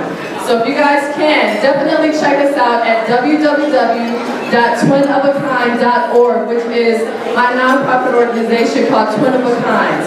So if you guys can, definitely support, come on out. And also you can look us up on all social media handles, which is Twin of a Kind Foundation. And also you can look me up at It's Erin Green on all social media handles. So you guys definitely come out and support, and thank you for this opportunity.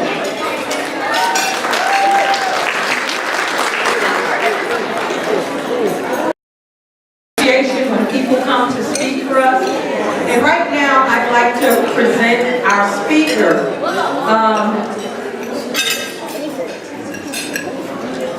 I would like to present our speaker, who is our keynote speaker, and we want to show appreciation for her and for her time and for her willingness to spend the afternoon with you guys.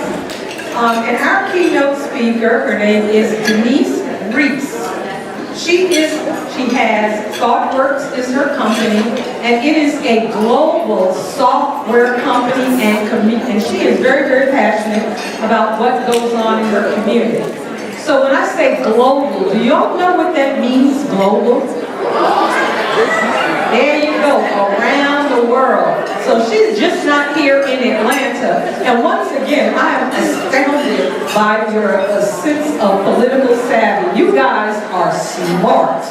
So Denise has spent more than a decade in sales and strategic alliances for several major IT companies. Software is her business, and that's what she does. She holds an MBA in strategic management from Haley Business School in the United Kingdom. So now I'm getting ready to test your IQ on geography. Excuse me. Your IQ on geography. Who in here knows where the United Kingdom is? Okay, so you all know where the United, where is it? Europe, thank you. During her MBA program, she completed her international business experience in Hong Kong. Now, y'all know where Hong Kong is, right? China, there you go. Oh my goodness. We have STEM people and we have geographers here too. This is awesome. Denise is very, very passionate about serving her community, and that's one of the reasons why she wanted to spend the afternoon with you guys today. She serves on the board chair of University Community Academy Board of Directors and until 2016, so she's only recently. She serves on the philanthropic arm of Women in Technology. So remember this morning when I said y'all need to network and get people's phone numbers, right? How many phone numbers y'all got today?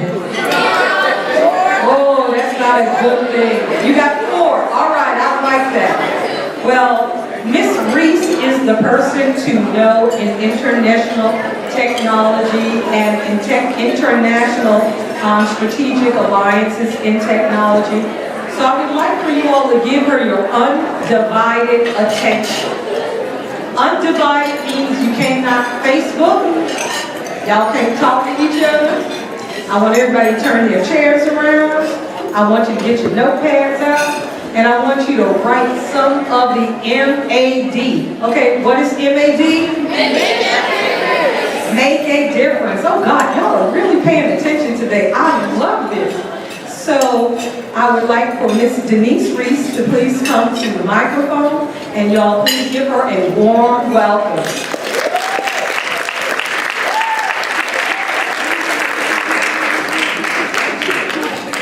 Good afternoon. Y'all weren't loud enough. Good afternoon. Good afternoon. All right, that's more like it. I am so happy to be here with you all today. It's always a blessing and a privilege and an honor to be able to speak to young men and women that look like me.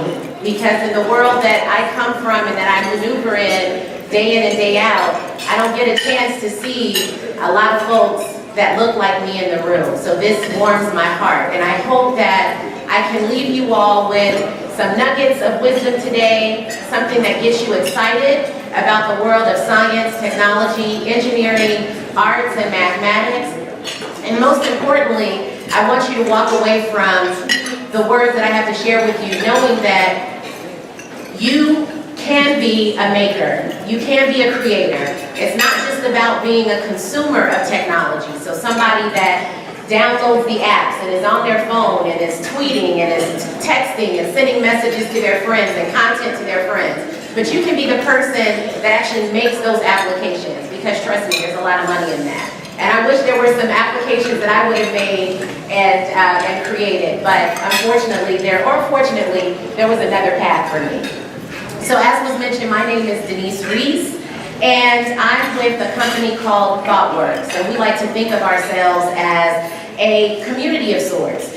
We're passionate individuals whose purpose is to revolutionize software design, creation, and delivery, while we also advocate for social change and social justice.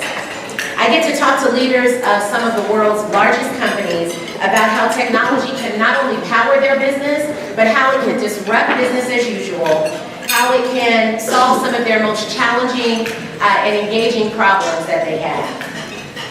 And when I look back over the span of my own life, I really do feel blessed and fortunate. I was talking to the person who was at the Girls Who Code table, and for all my girls in the room, you guys need to go and see them because they have some amazing opportunities and programs for you to get involved in the world of technology.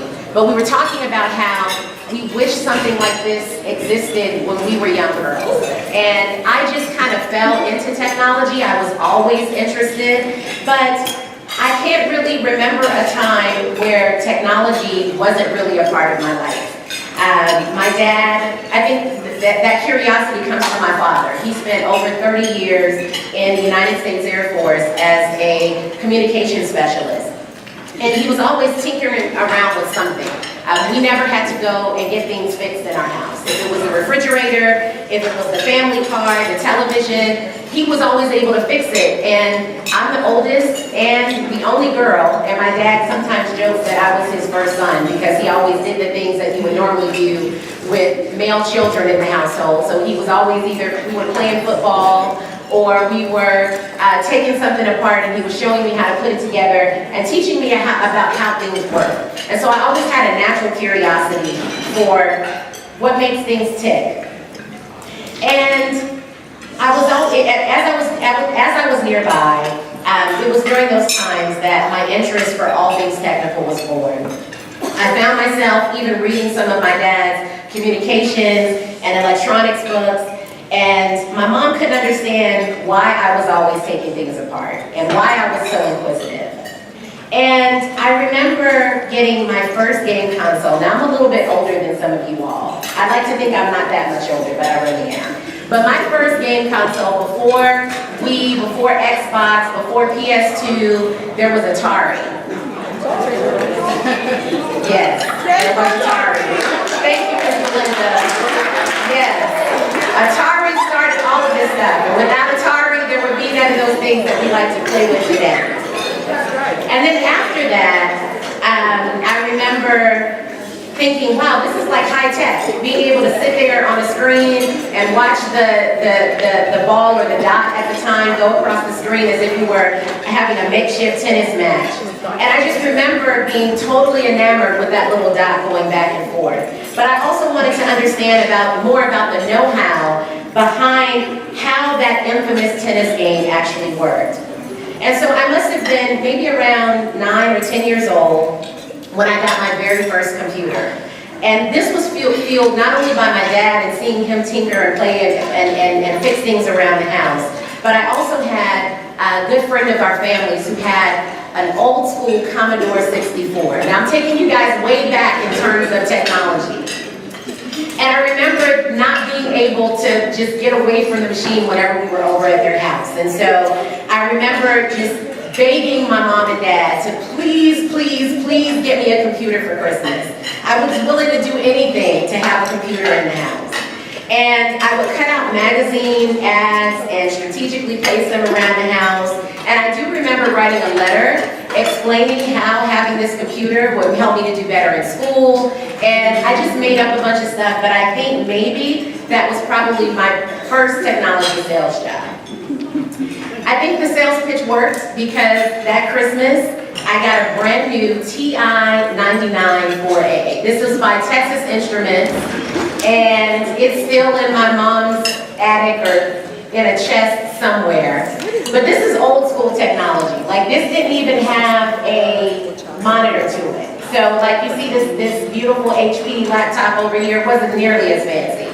It was this big block that had a cable to it, and the cable had to connect to your television monitor. And that was, or your television, and that's what became the monitor. So I remember actually sitting in my room, and I even bought a basic programming book. That's how much of a nerd and a geek that I was back in the day, and I still am. But I remember buying this book when all of my girlfriends at school, they were buying Judy Blume books. I wanted this basic programming book, and I took it home, and I remember teaching myself how to program in BASIC. And I even took basic programming classes my 6th and 7th grade year over summer. So I was like super nerd, but it's all good though. And that was the around the time that I really started to think, man, I can actually do this. And so much so that my mom reminds me of this from time to time. I remember sitting in my room and I'm pretending like I'm on the computer and I'm talking to people all over the world. I would sit my little cup on my desk and it was my makeshift coffee. There would be milk or Kool-Aid because that's the generation that I come from.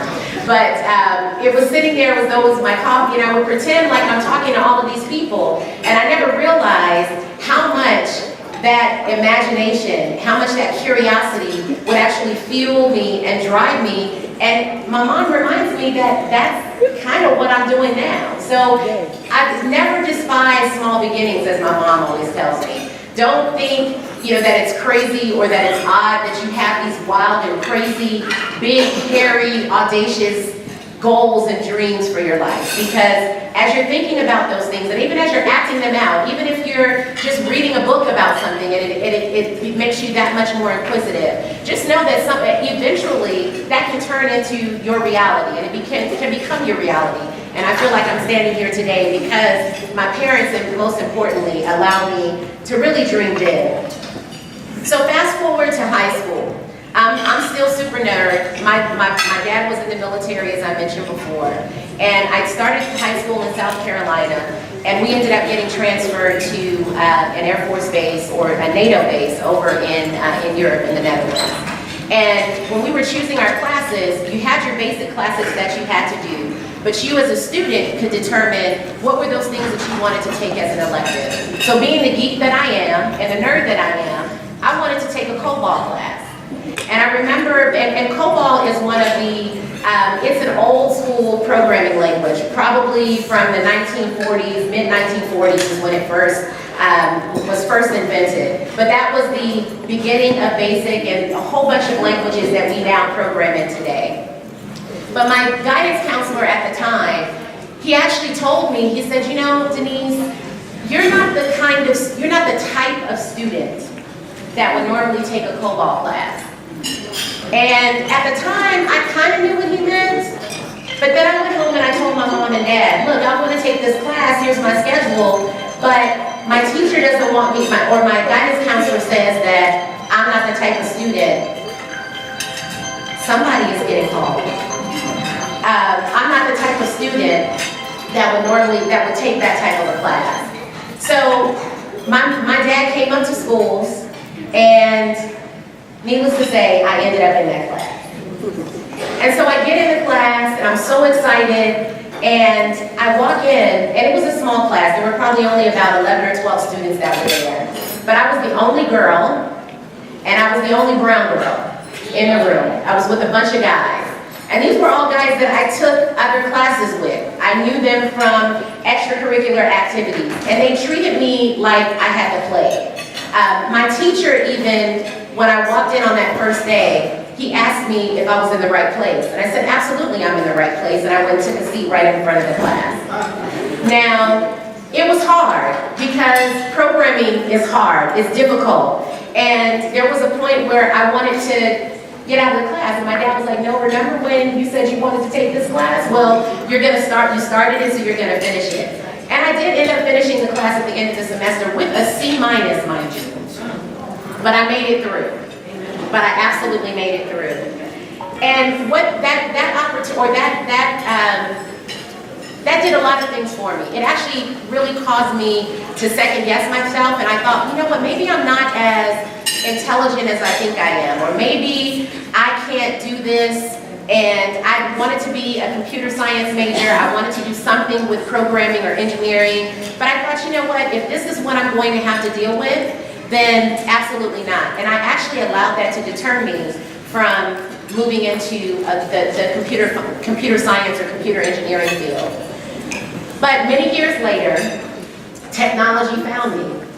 In the 90s, it was popular to do a Microsoft certification. And as I was doing that certification, I realized, wait a minute, I don't have to be just the person on the other end of a help desk line, which is great, because we need those people when our technology doesn't work, or when we're at our offices and we need somebody to help us. You got to be able to call somebody. But I had somebody that is still a mentor to this day. His name is Shane Whitlatch, and he came to the class that I was in, as I was preparing to sit for my Microsoft Certified Systems Engineer exam.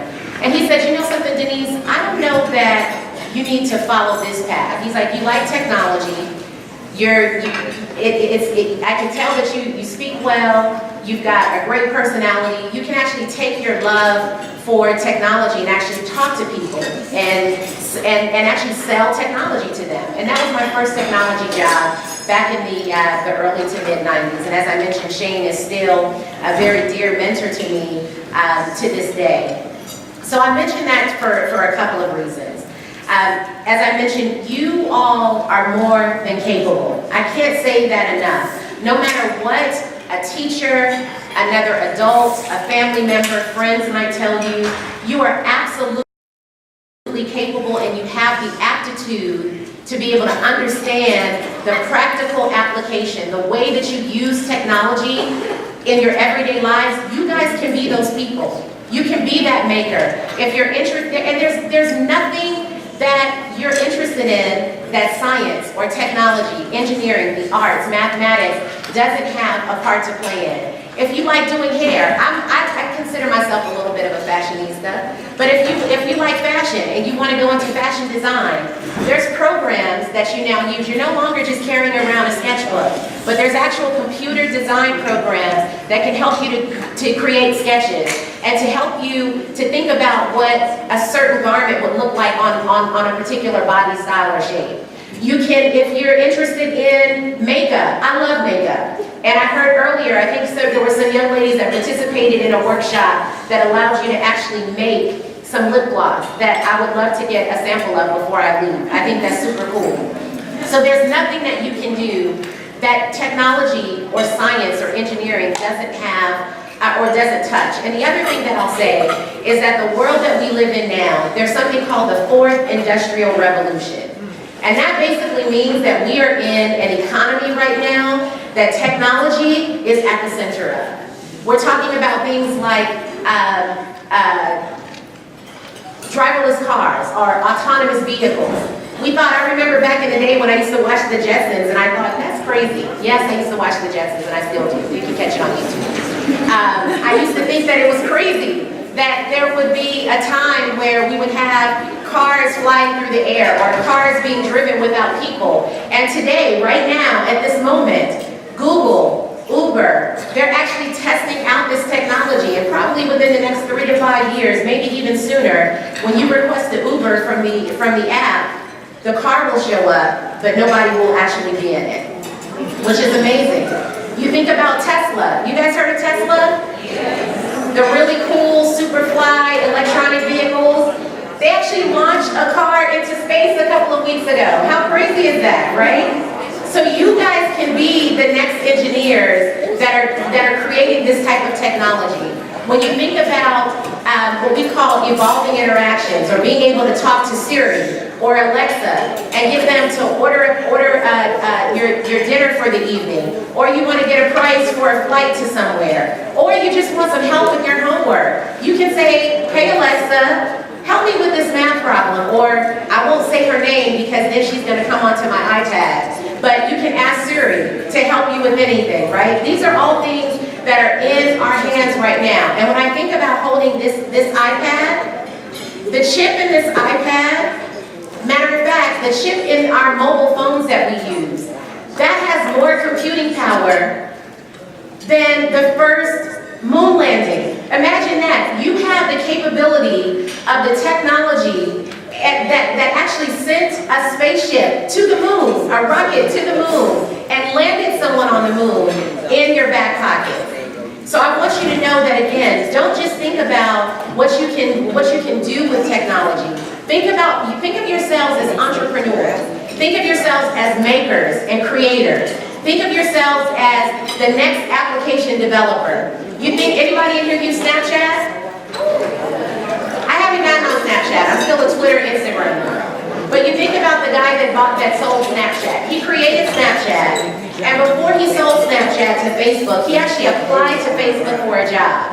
And they said, you know what? No, you're not really what we're looking for. Fast forward 5 to 6 years, he sells his company to Facebook for over $3 billion. with a B. $3 billion. He literally became a millionaire overnight because of an idea that he had to make it easier for people to be able to communicate with each other, and then the message suddenly disappears.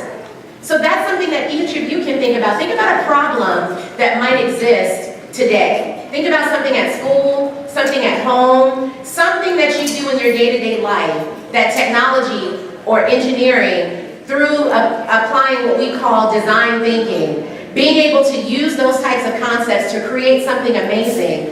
And you might end up being the next billionaire in the making. You might end up being the next person that's on the cover of Forbes, or pick any other magazine. I can't impart this enough to you, because I think with so many times we get caught up in the things that we have, and we want to be that person. But there's ways to get there, but there's also ways for you to actually have impact and to bring meaning to society. And I believe that, and I speak that over each and every one of you, that you would be that next person, that you would be the next Steve Jobs, or the next Bill Gates, or better yet, the next Katherine Johnson. And I wish that I would have known about those folks even when I was coming up, back when I was wanting to take that COBOL class, that I would have known about Miss Diane Vaughn, who taught herself Fortran. She checked out a book at the library, and she saw an opportunity, and she actually taught herself and taught other African American women how to code and how to program, and went on to make history. And she's one of the Hidden Figures that Hidden Figures was named after. So I'm going to leave you with one thing before I leave today. I don't know how many of you have seen my favorite movie, Black Panther, Wakanda Forever. But Queen Rwanda said something in that film that will absolutely stick with me, and I hope it sticks with you. Now is your time. Show them who you are. Thank you very much.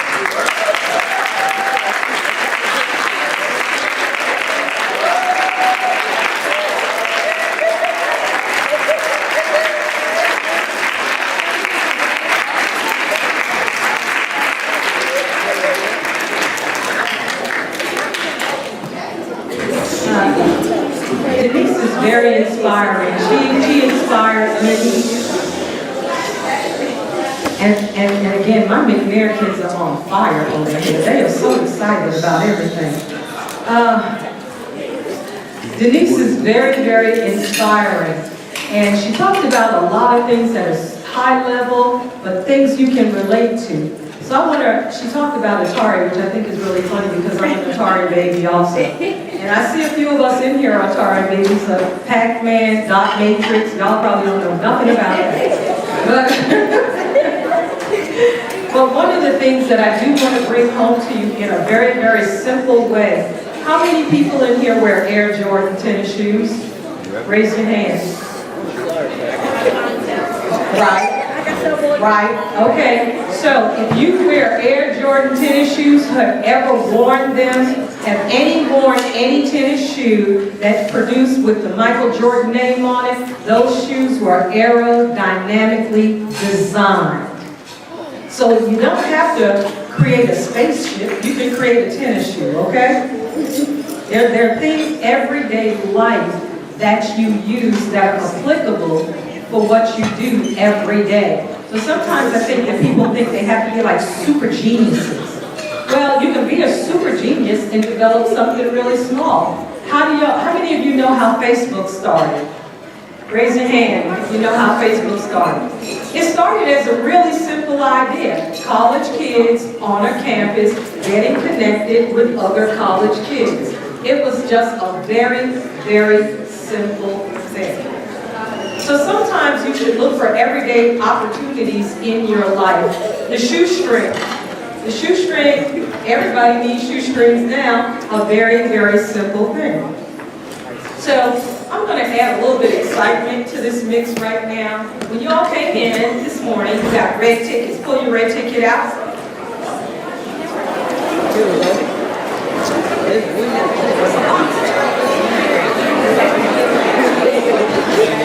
My red ticket box. Here's my red ticket box.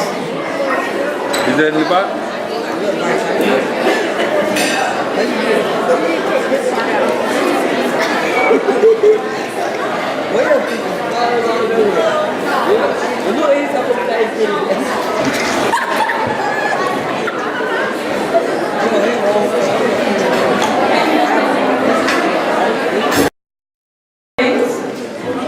And maybe a couple more because we have some gift cards that we'd like to give to people.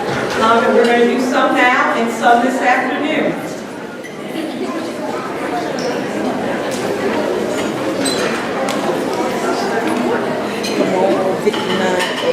So the last three numbers are 8, 4, 8.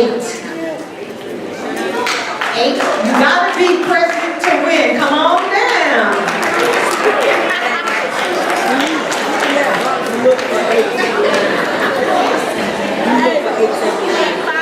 The next number is 8, 2, 9. You gotta be present to win.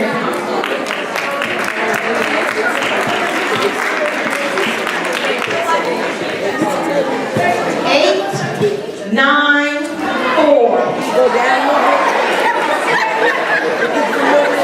8, 7, 9. 8, 9, 4. You gotta be present to win. You better look for tickets. 8, 8, 7, 3.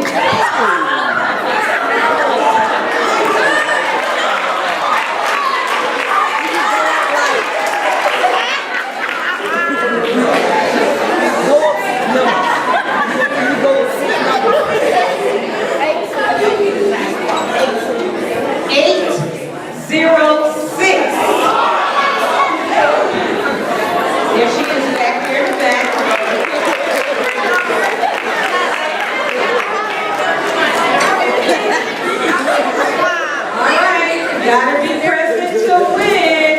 8, 2, 1.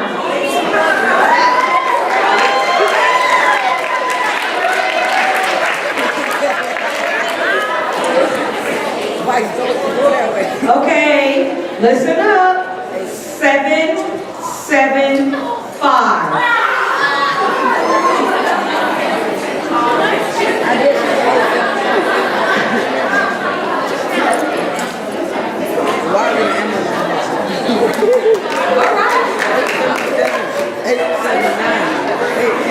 And for this afternoon's luncheon, because remember, I give the grand prizes away at the end of the event. So the next number is 8, 3, 1.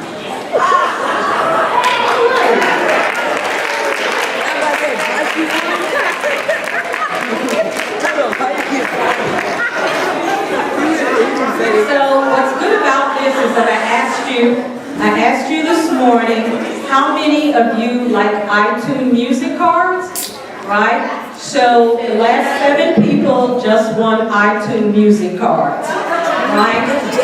And we had an ear sketch woman come this morning, and we also had the dancers here, so that was our art piece. This afternoon, we are giving away several more prizes that also relate in STEM programs. Okay, so don't feel discouraged. You still have an opportunity to win.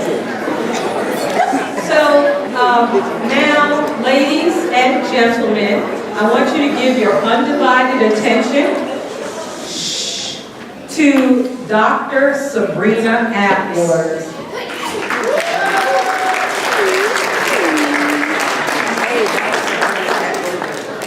So, Dr. Atwater is a very special person, and I am so proud of her. And the reason I'm so proud of her, other than the fact that she looks like me, is that she is a doctor at Georgia Institute of Technology. So she and I share that same thing.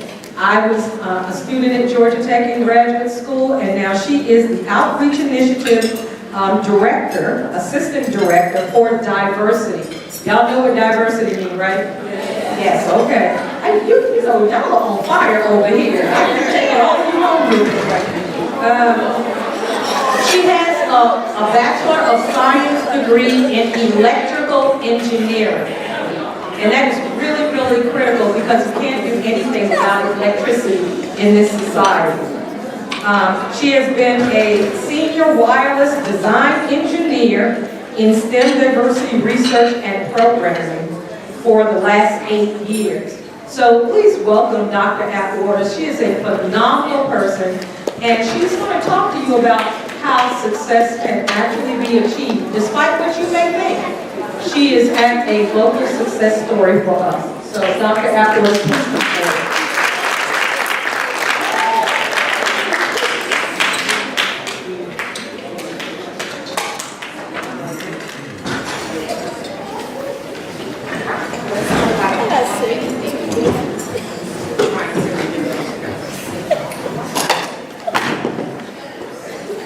I'll get it. So, good afternoon. Come on, I don't believe you have to be here today. Good afternoon. As Mrs. Pedroso mentioned to you, You need the mic. You need the I mic. need the mic. Can y'all hear me? No. Okay, I wanted to move, but I'll stay with the mic. I'm a former senior wireless design engineer, which means I did radio frequency planning, designing cell sites. And the thing that makes that work is transmitting and receiving pretty much information over the airwaves. How many of you have cell phones? You use them. You transmit data, you talk, you use to talk. And it's really the second technology of our voices. And it's decibels that we amplify, and there are certain devices that transmit and receive it, right? So when I say good afternoon, pretty much what happens is I transmit from my vocal cords information that travel across these airwaves and reach your ear, which is the receiver. And that's the exact same thing your phone does. When you hit send, it doesn't call the person next to you. What it does is transmit that information to a cellular tower that I used to design, and then that tower looks around to whoever you told it to talk to and say, oh hey, I see them, and transmit that information over. Now, if we talk really like this, that means really only the person at this table right here can hear me, even with the mic. What? See, exactly. That's how we don't interfere. That's how these two are able to talk and these two all at the same time. But for the rest of the afternoon, these next 10 minutes, we're going to act like we're all amplified together, and I need you all to match my decibel power, okay? So I'm going to try this again. Good afternoon. Good afternoon. That's better. That's better. As she mentioned, my name is Dr. Sabrina Atwater. I'm Assistant Director of Outreach Initiatives at Georgia Institute of Technology. I am grateful to be here this afternoon, and I want you to give yourselves a round of applause. Seriously. Because you've taken hours out of a Saturday to be in the room to expose, inform, and enhance yourself for your directions forward, not even being really sure what that direction should be, but you know that this was a step necessary to help you get there. So kudos to you and your parents.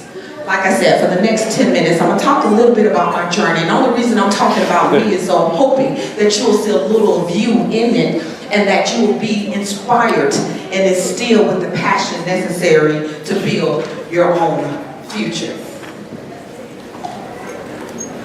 Now, I grew up in Kirkwood, the non-gentrified Kirkwood, the hood Kirkwood, the Kirkwood that was really during a time when down by law, 5% nation was vibrant, when there were 8 housing projects within the inner corridor of Atlanta.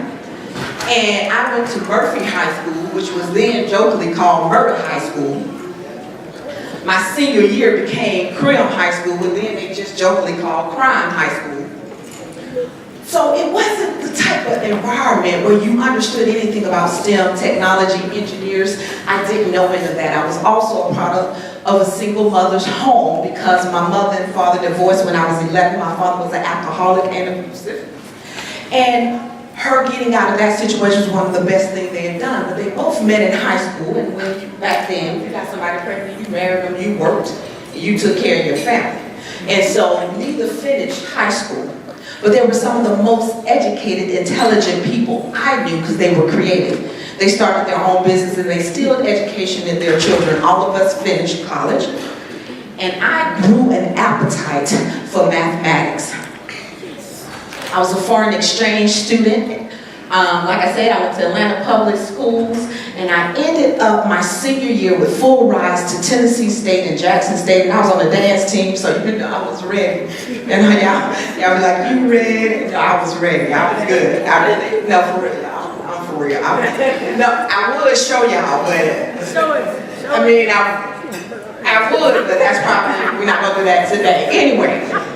However, during the latter part of my senior year, a group called the National Society of Black Engineers came to Crim High School because they had decided that they've heard about these schools around and they never see those people come to Georgia Tech. And so they came to talk about engineering, and it blew my mind. Because I had no idea that there was a school 10 minutes down the block with some of the top engineering programs and engineering opportunities in the world. And I changed my mind. And so I went to my mother and said, I'm gonna apply to Georgia Tech. And she said, well, you know, it's kind of late, you passed financial aid deadline, who's gonna pay for that? And because you do have full rides. And then she looked at me and she said, well, if you wanna go, go for it. She went and talked to the principal at the time, that was Mr. Leapart. And he said, well, I tell you what, if you get accepted in, we'll make sure somebody pays for you to go. So I applied. And I got accepted in. I think we all were shocked. Wait a minute, what? For real? Yes. I'm in there. Now I got to figure out how to pay to go. And like I said, I came from an inner city type home. It wasn't, I had to leave. It was my way out. So I'm not staying at home. Like I need to stay on campus. I didn't need you just pay for tuition. I need tuition, books, housing, cover the whole gamut. That senior year, like I said, Berkeley High School became Crim High School, and at the time it was named after Dr. Alonzo A. Crim, which was one of the first black superintendent of Atlanta Public Schools in Atlanta. And he was alive. You know, because most schools, what school y'all go to? Georgia. Right? Most y'all people there, right? Right. So we have a little pride in being able to name after a living black man. He took me to dinner, he looked me in my face, and he said, congratulations. He said, I tell you what, I'll pay for your first year. After that, you're gonna have to earn the money to pay for the rest. Which means I'm gonna have to get a scholarship. So now I can't just go to Georgia Tech, I gotta do well enough to get scholarships and get through. I did and he did. So, that was my journey in. Best decision I could have made. You wanna know why? It introduced me to the world of engineering.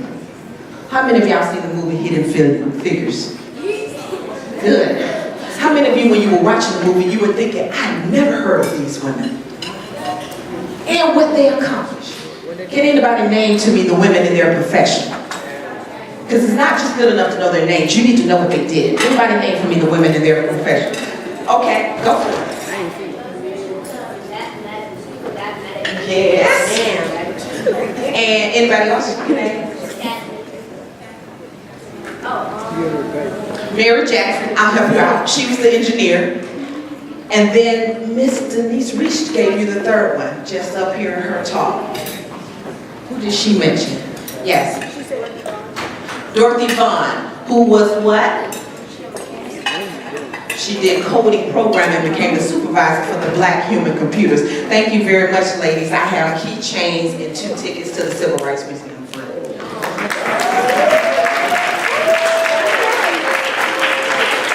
All right, now who saw Black Panther? We were in there, right? Everybody went to the Okay, who can tell me what was the technology that was the power source in the land of Wakanda?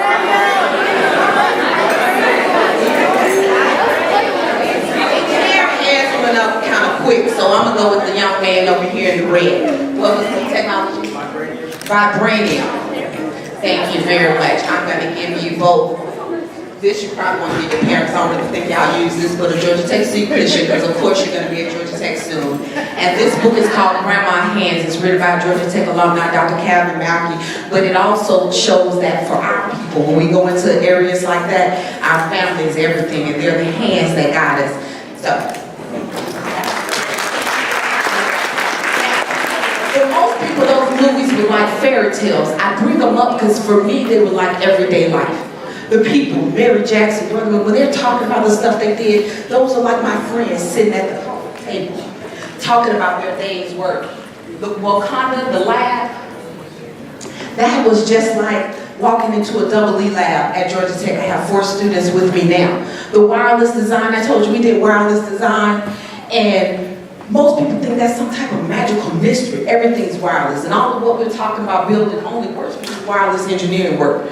But do you realize it was less than 20 years ago that it was probably only executive elites who had cell phones, the big old bags, they toted it on their shoulder. And we would be in design rooms. This was just our everyday job. It wasn't no magical, mystical, like Wakanda, you know, Shuri, that's just what she did. That's the engineering life. And it was our everyday job. We were sitting there like, no. People will turn around computers. Because that's all a cell phone is, a computer in your pocket. And they were like, no. The average person not going to pay money to do that. We'd be like, yes, they will. And they said, we'll build a prototype, prove it. And then the phones got smaller and smaller, and more people start using them. Now it's very hard to run into somebody who don't have one. And then once they have the phone and the device, then we can do wireless, and they start saying, well, we can do a whole lot of things. We moved to digital. It used to be analog. Digital was a phenomenon. I was on the team for the Atlanta Olympics. Anybody drove down 7585? With your parents in the car, y'all know the Peach Building, nice peach over there in the white parking lot. Next time you go by, look at it again. On the side of the parking lot, those antennas, that was one of my designs. Took me back to Georgia Tech. I was no longer that struggling student. I walked back in there convincing those physics professors and those engineering professors that we could put a cellular tower on top of that design building and on top of the physics building in Georgia Tech to cover the whole. Because some of y'all parents who are old enough, you remember when you used to go around the grading curve every time you went. What happened to your car? Yeah, that's what it did. But engineers, we solved problems and they wanted that solved. I said, well, the problem is buildings once you go around there. We can't build up a big tower. So we had to figure out how to use the buildings to keep people covered down there. And I was at AT&T at the time. But it was a professor at Georgia Tech with a pacemaker, and I'm like, no, the mission's gonna cause problems, so we had to educate him. And they sent in the only little black girl, because I went to Georgia Tech, in the room to convince them. Well, we walked out with that design. It's still there today, and that's the other thing engineering do. That you will go on through life, you'll move forward in your designs, your inventions, the things you create will continue to change lives. I believe that for every last one of you, because I'm not that special. I told you I went to Murphy High School. I am the statistical phenomenon. Not phenomenal like, ooh, wow, happened. No, like, I'm like the predictions, like according to them, y'all know where I should be. We already know. But I'm not. And I believe that about every last one of you. You have the brain, the intellect, the power to be great things. And not only did I finish that 10-year career in engineering, but I decided to go back and get my doctorate because I decided I didn't just want to create. You know, at first you're like, I don't just want to use it, I want to make it. And then I decided, well, I don't just want to make it, I want to be the decision maker in the room who guiding other people's in the science and the theories and the concepts that's going to make it. Who's shaping their thoughts and their visions. I went back and got my doctorate in sociology of technology and science.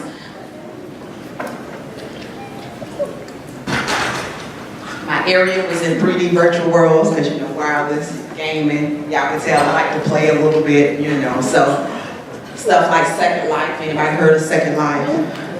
Yeah. So pretty much they like kind of paid me to do research and play. That's kind of. When you get to that part and think about research, so not just engineering, but to the research level where you get to create for the creators. And the sky's the limit. Wakanda is your everyday. So I didn't have to just go see it. I live it. What's the secret sauce? I believe that every last one of us should leave an imprint. There are mentors, sponsors, champions in this room right now to invest in you. I hope you seize that. but you're also the investor. You're the champion, the advocate for somebody behind you that's looking to you and what you'll be and be great. You know, in your own Wakanda. You don't have to just buy the Black Panther suit. You can make it. So, I leave you with this last screen. I say take a look at the faces on that screen. These are the people whose ordinary, their everyday is the extraordinary of the world. Now, 20 years ago when we were at Georgia Tech, people had no idea who they become, but let me point out some faces. Mrs. Erica Moore, who is my best friend, but also who's the Executive Director of TAG Education and the 2016 Woman of the Year for Women in Technology. There's also Dwight pulling up there, Davita Jenkins. Anybody who went to the airport, Concourse E, when it was being redesigned, they were part of the design team that created that. There's also Dr. Valerie Montgomery Rice, who's the president of Morehouse School of Medicine, but also a Georgia Tech alum. There's also Dr. Gary May, who is now the chancellor at UC Davis, but also one of the first Black deans of a large college of engineering, such as Georgia Tech, before he went on to be chancellor at UC Davis. And there are many others represented there. That's my friends. Take a look around this room. Take a good look at each other.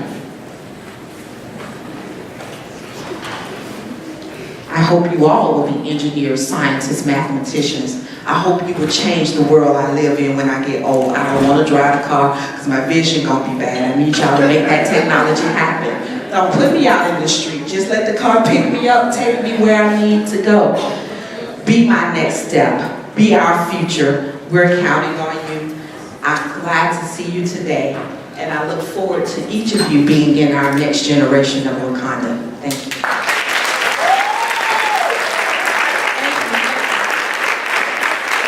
Thank you, Dr. Apple. I really appreciate it. So one of the things that she said, and I'll leave with you with this, and we will dismiss the students. When Dr. Atwaters and myself and some of the other more mature adults in this room first went to college, they said, look to your right and look to your left. Those students will not be here at graduation. Make sure you're not one of them. Now we say, look to your left, look to your right. Those students will be your professional peers in 20 years, okay? So you remember that. It's not about dropping out. It's about making it through. And you don't have to be the sharpest tool in the shed. You just got to be the most dedicated tool in the shed, okay? Yeah. So with that, and I hope y'all wrote that down because we're still working on MAD, right? Make a difference. So, ladies and gentlemen, young women, young men, we are going to go to our third workshop for the middle school students. We're going to go to our third workshop for the middle school students, but the high school students are going to stay in this room, and Miss Davita Mathis will be the moderator for the college piece of this event. Okay? So if the middle school students don't mind standing up. Introduce you very quickly. I don't want to take too much time because the information you have is important. And I can tell you now what order I'm going to call you in. Mr. Tony Pace from Xavier University, Mr. Tony Jordan from Savannah State University, Ms. Bridget Baggett from Morehouse College, Ms. Ashley Dolbin from Fort Valley State, Mr. Lorenzo Rivers from Morris College, Mr. Ronald Baker, Tuskegee University. I think that's all. So first, if you will move forward, that would be a benefit. We can have a more intimate setting. If you are sitting in the back, move to one of the seats in the front of the ballroom. And if you are standing, please take your pictures expeditiously and take a seat. Thank you so much.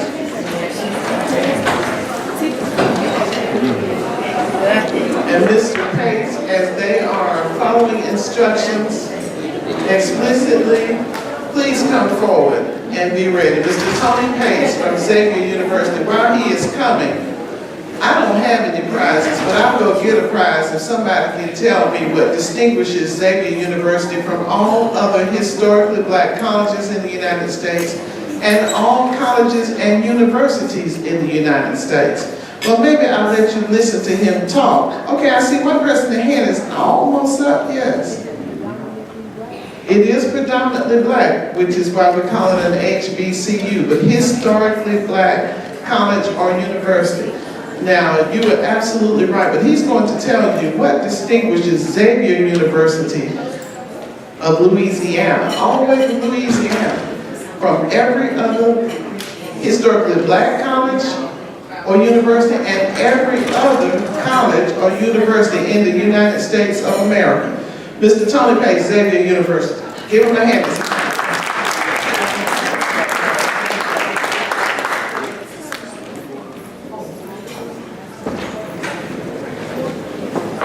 Thank you. I'm going to start my clock because I want to try to be respectful of your time. The answer to that question, what makes Xavier University unique? We are the nation's only historically black Catholic college. We were founded by a sainted nun.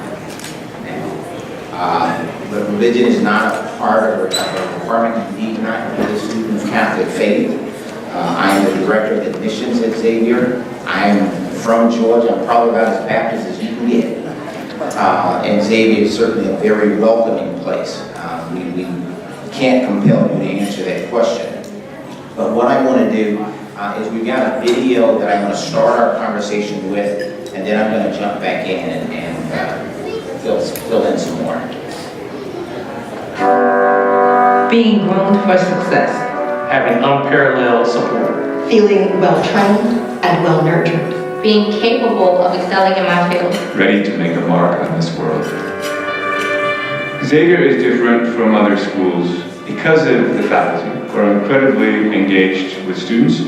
To work with energetic, lively, intellectual community every day is just fantastic. We talk about work and we talk about jobs, but if they're doing something that they love the rest of their life, they're never going to regret that choice. When our students leave here, they leave ready for success. This is a college where I can be myself, and I'm the majority, actually, and that's different. Xavier has given me an unequivocal experience. It's given me a different sense of self, a different sense of culture. It's just opened my mind in so many ways. When I tell people I'm going to Xavier, I want them to think that I'm about to become the most successful African-American female pharmacist that they know, because they know that Xavier only produces great pharmacists. I'm gonna leave ready. When I left Xavier and I went to graduate school, I realized that I was every bit as well prepared as my graduate school colleagues who had attended big-name institutions. The soul of Xavier is tough love.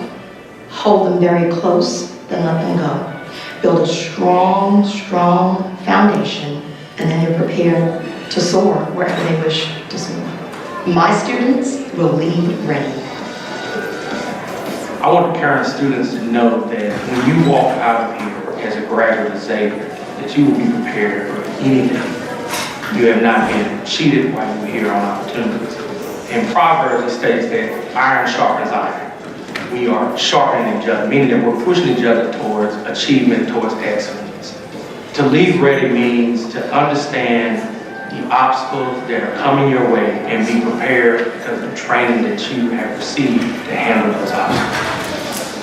I have 3 affiliations with Xavier. I am first an alumna, and second, I'm a staff member, and my last affiliation is as a parent. He came here and got zapped by the Xavier love, the Xavier spirit. The soul of Xavier, I think it's our mission. Our students are committed to service. They're committed to being leaders in the community. That spirit resonates very heavily in the Xavier soul. My son is about to graduate from Xavier. I feel proud as a mom to know that he's going to finish school and be able to take care of himself and be prepared for what the real world has for him is really a great feeling as a parent. And I believe, like all other Xavier alum, he will leave ready.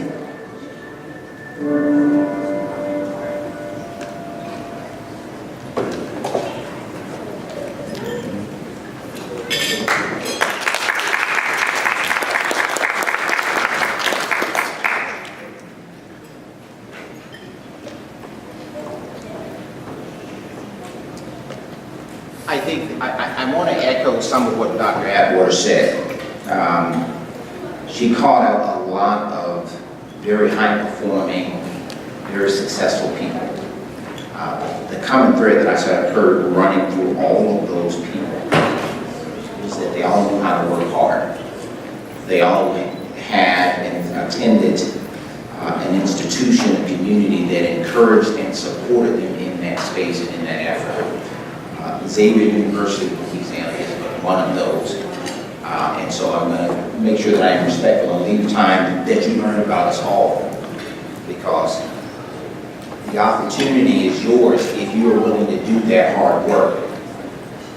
Xavier University, I talked about it a little bit, was founded by Sister Catherine Drexel, now a saint, who has committed Xavier to serving students. And our mission says that we are to enroll the best and the brightest. And so you'll find students in our applicant pool, in our scholarship pool, at the very top of the student group. A kid will have a 32 or 36 ACT score. A kid will have a 1580 SAT score. But also inherent in our mission is our commitment to serving students who are at risk. And so we equally have students who are enrolled at Xavier University with a 15 ACT score, a 36, and a 15, because that is a part of the mission in who Xavier University is. I should point it this way or that way. Part of that mission, though, is high performing and high yielding. Because we are the place that we can claim proudly among any institution in the country that produces the largest number of African American medical school graduates. You heard the alum in the video talk about sort of that tough love, not just about getting you there, but pushing you, stretching you to be ready for those challenges that come forward. Medical school is going to be a challenge. And our kids are completers. I call them kids, but I won't say how old I am, but I'm old enough, I can call them kids. That they are the completers. I won't run through the list of accolades because you can see those. Fisk Guide cites this as one of the best buys. As an institution, public, private, our comprehensive cost, tuition, room, food, books, everything is $31,000. We don't care if you live in Georgia, we don't care if you live in Louisiana. We are an equal opportunity builder. We build everybody the same thing. But what that also means is that every student, regardless of where you live, is open and eligible for consideration for our scholarships. Unlike the Hope Scholarship, which has state restrictions on it, our scholarship program is open to any and every student that applies. You need to do nothing else other than apply for admission. The application for admissions involve these steps. Submission of the application. We do not have an application fee. Submission of a high school transcript, and I'll talk for a second about the high school transcript, because I think that it can't be understated. What you do now impacts what happens to you later. It is important that you start learning how to do that hard work now, because it puts you in contention for academic and merit-based scholarships later down the road. We also require that you can get a counselor recommendation or a teacher recommendation, someone who can tell me more than what I'm going to see when I look at your transcript. Your transcript's easy. I mean, we can look at that. We can calculate that. We can't calculate your work ethic. We can't get a sense of that. We also will accept either the SAT or the ACT. And what I typically tell students, because I actually used to work at the company that owns the SAT. And what I tell students is take both. Because you might do better on one than you do the other. Well, we'll concord it and we'll use the better of those two exams. Those types of scholarships that I talked about, the granddaddy of them all, the biggest one is our Board of Trustees scholarship. That is our full cost scholarship. All you got to do is show up and maintain. The maintain, though, to Dr. Atwater's point, I love the fact she said, Dr. Trim said, well, I'll pay for your first year, but you got to earn the rest of it. Well, our goal is, we'll pay for the whole thing, but you got to earn it. In order to maintain an academic or merit scholarship, students have to maintain a 3.3 during their time at the university. You got to maintain a 3.3 during your time at the university. Again, won't go through the rest of them. I will call out, though, the Catherine Drexel Scholarship, again, as our founder, and our Catholic history. Any student who is a salutatory and valedictorian at a Catholic school anywhere in the United States, that student gets that designation. You are in competition for that scholarship automatically. A list of programs that are available at the university. We are an institution of 3 colleges, a College of Arts and Science, a College of Pharmacy, and then our graduate school. We've got 6 divisions within those. These are some of the more popular programs, if you will. In terms of our student life, I think that our history influences our students, so our students give back. They're very involved in service. They're very involved in helping the homeless and doing mission work. Because that's something that they've done in their high school careers, and they need an outlet or an opportunity to continue to have when they come to the campus. And so we have those opportunities for them. In terms of sports, we are an NAIA school. We have 6 sports for men, we have 7 for women. The one for women that we don't have for men is volleyball. All of those offer some level of scholarshiping. I don't recruit for the team, so don't come and tell me that you can do a 4-5 and is that going to be good enough? I can't tell you. That's not my job to critique how strong you are, how fast you are. That's what our coaches do. But important you do that. We have a very active Greek life on our campus. Every organization, minus the IOTAs, is present on the Xavier campus. Finally, I look forward to some detailed questions. I've spoken to a number of you. I'm sort of looking around and seeing faces. I've spoken to a few of you earlier today. Love to tell you more about it. Love to answer specific questions about it. I'm actually ahead of schedule. I put the timer on and I got 2 minutes extra. I won't take them. I'm going to yield those and we'll circle back if there are questions after the fact. Thank you.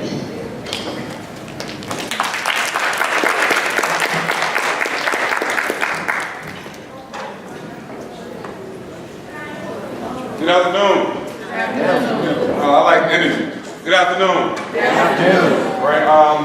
I'm going to do something that's complementary to what we're probably going to present. I don't have a slide or PowerPoint presentation. And I kind of figured, being in an environment or a setting like this, a lot of our stuff with some things slightly less or greater, the requirements and things of that nature to get out in our institutions are pretty much similar. So I don't want to kind of make sure that I do the same thing, but just kind of talk more about the institutional experience for me. My name is Tony Jordan. I'm the regional recruiter for Savannah State University. I'm a graduate of Savannah State University. I have a degree in mass communications, criminal justice, and a minor in sociology. I came to school in '94 as a freshman. In '97, I started a campus organization. The campus organization was called AWOL, All Walks of Life Incorporated. So let's try to repeat that. So it was called what? AWOL, All Walks of Life Incorporated. Basically, it was the mission was to promote and provide self-awareness through the use of poetry, hip hop, and life. Why am I sharing this story? Because my experience as a college person, a college kid, I would say, I think I told a parent, I see a parent in here now, I told a parent earlier what helped me, because the question he posed to me was, why should my child, basically, and I'm paraphrasing, why should my child come to your institution? And so I, of course, could sell all our degree programs. I could tell how beautiful the campus is, the location of the campus, but more importantly, I wanted to share my experience. And so I told them my experience. And my experience was when I started the campus organization, I focused more on being engaged in the community. So the reason why I mentioned the organization and the mission statement, because that's what I did. I went on to work in the community and provide after-school programming in the areas of theater, performing arts, film and photography, music recording, and information technology. The reason why I'm sharing this story is because I actually left school to do that. The unique thing was I was able to maintain good relations with dignitaries that was responsible for funding items or funding initiatives in the community that would bring a service to the community. To make a long story short, by the time before I finished school, I acquired $4 million in grants and contracts and things of that nature. I've gotten presidential awards from Obama and Bush for doing after-school programming geared towards juvenile delinquents. 11 years later, I went back to school and I graduated with a 4.0, and the rest was history in terms of my degree. But the reason why I chose to share this story because ultimately, all of us are representatives from an institution of higher learning. Your experience is going to be different no matter where you go. You have parents or guardianship that have sown into your spirit and have told you what you would need to do to be a progressive person in life. So the most important thing you can do is make a very important decision for your future. So you have to tell the 18, 16, 15, 17-year-old person now, you have to almost act for the future. 10 years from now, when you reflect, what did I say or what did I do? And I was in those seats, so I can relate to it. The unique thing about me when I came to school, I had some challenging circumstances. My home life was a little different. Wasn't raised by my parents, but I'm not wearing that as a badge of honor, because at the end of the day, it's all about choice and willpower. And when you make that decision, you want to do something for yourself, that's exactly what you do. So I initially brought the business from a $4 million nonprofit, and I brought it here to expand to Atlanta. And when I brought it here to expand to Atlanta, my president now, Dr. Dozier, was the interim president. So she was the first African-American female president when I decided to go back, after I mentored thousands of kids. And I thought it was unique when I graduated, because I chose to come to Atlanta to do my entrepreneurship. And my institution reached out to me and asked me would I give back. So for me, this is definitely not about money. It's about sharing my experience and telling you, especially the brown faces. Is that young lady in here? They're not in here. So they're, I think, the middle school kids. There's a couple, I'm gonna share the story that I mentioned to them. I think they were in the 7th grade. But on planet Earth, there's some billion amount of people. And then there's some young kids that are your age right now. And guess what they're doing? They're getting ready to take your job. Are you looking and listening? They're getting ready to take your job. So however you're supposed to take care of yourself, somebody's already preparing you for your jobs.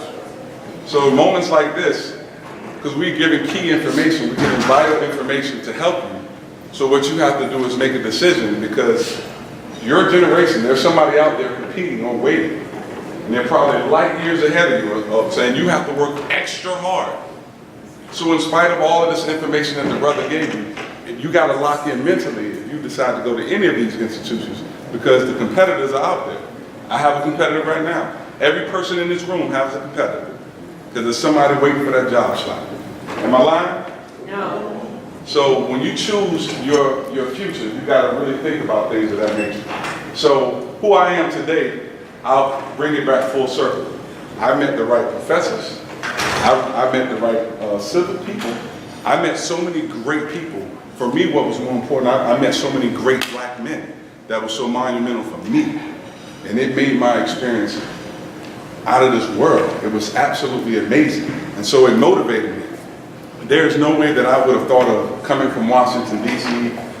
to Savannah State University, hadn't finished college, and I acquired $4 million in a bank account that I'm responsible for. Paying payroll taxes, paying employees, and having successful audits, 990s. When you run a nonprofit, you got to make sure you're being frugal and a good steward of money, especially being a brown face. So I took all that stuff very serious. And I want to leave you with two things. So everybody repeat after me. End user, Development. By a show of hands, how many of y'all have Snapchat? By a show of hands, how many of y'all have Facebook? Instagram? Twitter? Okay. So you guys said it's end user and developer. The unique thing that comes from my institution, because somebody asked about unique thing. Number one, Savannah State is the first HBCU in the state of Georgia. So every black school this year, Savannah State was the first. That's the other unique thing. The other unique thing is that I told you guys I ran a nonprofit business. And that was because when I attended the institution, I was just around forward thinkers. People who planted things in me that made me run a business the way I did. So the end user and the developer, so the people who say they have a Snapchat, if you're an end user, that means you're using something somebody developed. And a developer is somebody who's reaping the benefits. True or false? True. So the other unique thing about my institution is we prepare you to be a developer.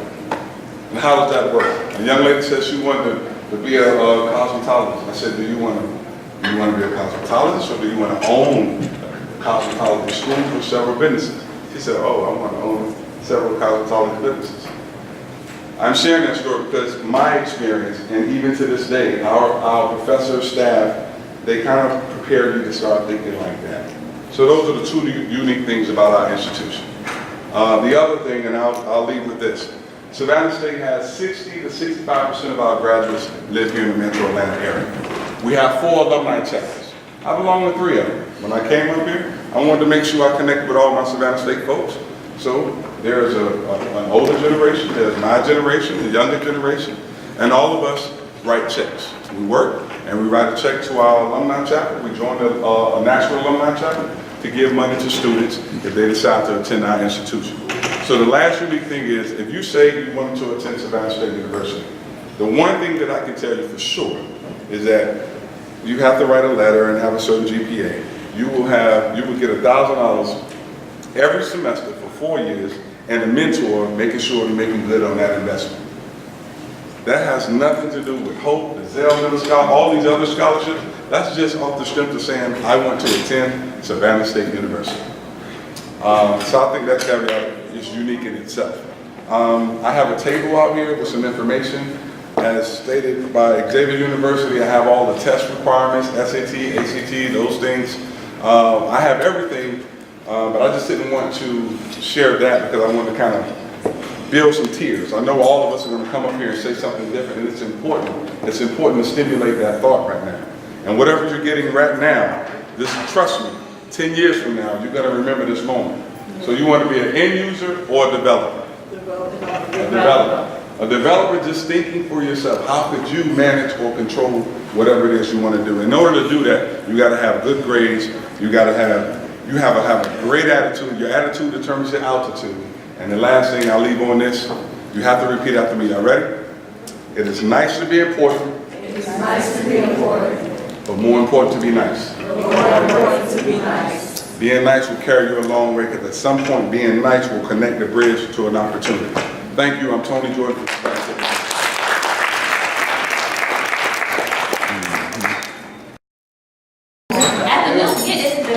I'm sorry, but it's 5 a.m., okay?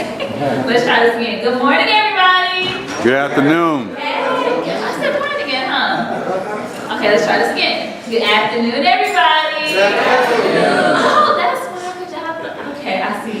Hey, my name is Ashley Dalvin. I am one of the admissions counselors for Fort Valley State University for the Metro Atlanta area, as well as a graduate 2013-2014. Hi, my name is Brianna Casey. I am a sophomore at the Fort Valley State University. I am majoring in information sciences with a concentration in food nutrition. We have an admissions video that I will show first, and then I will tell you more about the university, okay? Just start the video, please. Aaron Looks, a senior marketing major from Conyers, Georgia. And I'm Len, sophomore social work major, Haley from Bristol, England. Welcome to Fort Valley State University, home of the Mighty Wildcats. Nestled between peach trees and pecan orchards in Middle Georgia, USA, Fort Valley State University embraces a history that weaves together African American culture, a commitment to personal and intellectual growth, and a deep sense of community.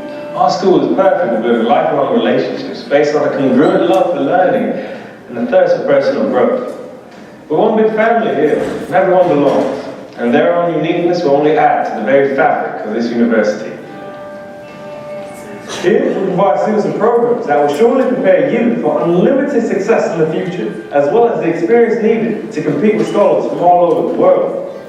Our small classroom environment will also provide a more personal one-on-one connection between students and faculty. For students wanting to maximize their educational opportunity, FBSU offers 4 programs for the high achievers. The Cooperative Development Energy Program is a unique program on its own, graduating hundreds of engineers, geoscientists, and health physicists. Additional popular programs are biology, business management, early childhood special education, visual performing arts, and media studies. Middle grade education, political science, psychology, criminal justice, and social work. Our Bachelor of Science in Veterinary Technology offers the only certified 4-year vet tech program in the state. Fort Valley State University also has a dual enrollment program and a 5-week pre-college academy program designed to help students transition from high school to college. If that didn't seal the deal, stay tuned. There's more.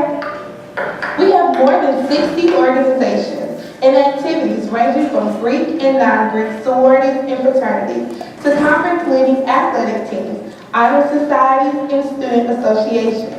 FBSU is a member of the Southern Intercollegiate Athletic Conference and an NCAA Division II member. We're your home away from home. We offer apartment-style residence halls complete with computer labs, washers and dryers, and cable-ready suites. Cheer on the Wildcats in a spacious stadium and fully equipped health and physical education complex. Fort Valley State University has something for everyone. No matter where you look, you will always find ways to get involved, have fun, make great friends, and challenge yourself. We invite you to experience life in the Valley. Our university is committed to embracing students' dreams for a successful future. Embrace the Wildcat in you. To apply, visit www.fbsu.edu.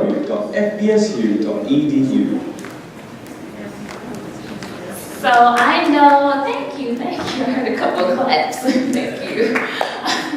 I know when I normally go out to the high schools, a lot of times I'll pass out like the brochures and I'll say, I know that person on that brochure, or I know that person in the videos. They're like, no, you don't actually. I was like, no, seriously, I do. Like some of us had attended class together, or I may have even recruited some of the students that are now featured on some of the newer promotional materials. Fort Valley is a very family-like environment, as Mr. Jordan had mentioned. We have a very close-knit campus. We have around 2,800 students, so a lot of times, even though we may not know somebody by name, for the most part we know each other's faces. Or if we're walking around on campus, at least they'll say, hey, you know, how you doing? And keep it moving. Even the faculty and staff, instead of them appearing to be more like your professors, they'll seem more like your aunts and your uncles, because they're there for you. They're there for you from the time you step onto campus, from the time after you graduate. When I first came back to work in admissions, we have a Metro Atlanta chapter, alumni chapter, and I said, hey guys, I said, oh, so, you know, it's good to see some, you know, new faces. It's good to see some, you know, fresh Wildcats, just still fresh behind the ears. I was like, yeah, I guess so. I mean, I've been out for what, a year now, but it was like, well, I graduated in 1960, X, Y, Z.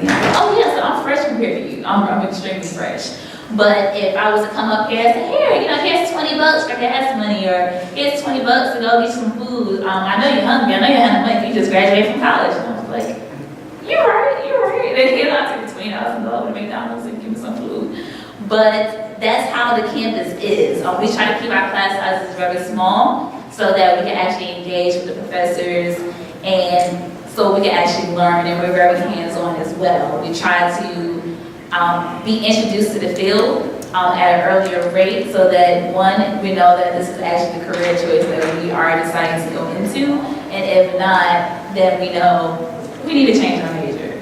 If you're trying to become a doctor, right? You come out of high school and say, hey, I would like to be a doctor, but you don't like blood and dealing with blood and people, you may want to change your major.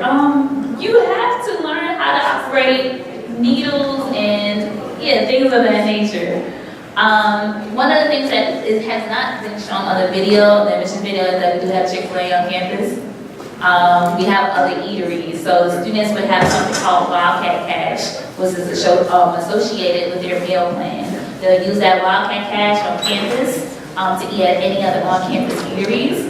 The dorms that you saw in the video are the same dorms that you will come into as a freshman. We have one traditional dorm on campus that has been renovated in 2013. So it's relatively new. It looks like it was furnished by kids, pretty much. Okay. Everyone has their own personal bedroom. The only time that students use the traditional dorm is as an overflow.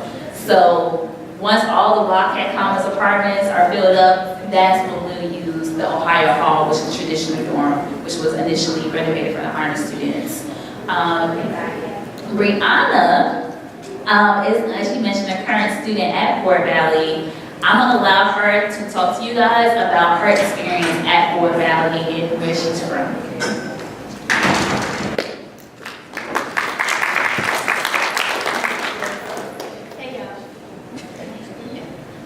So like I said, I'm a sophomore, so I've been here for 2 years. So far, it's been really good. I got to meet Miss Ashley, who has been basically my big sister since I've been there. A lot of the staff that I've been meeting and the other students that I've been with, they made it really comfortable for me to adjust from being at home around my parents all the time, and this made it easier to adjust. The staff really looks out for you. They help with internships, job opportunities. It's just an experience so far. The classes are very easy, not easy, but they're very close connected. Like she said, the classes are very small because they want to focus on you. You're not just a number like at most bigger schools. They actually know your name. That takes time to talk to you if you come talk to them. It's a really nice school. Nice environment.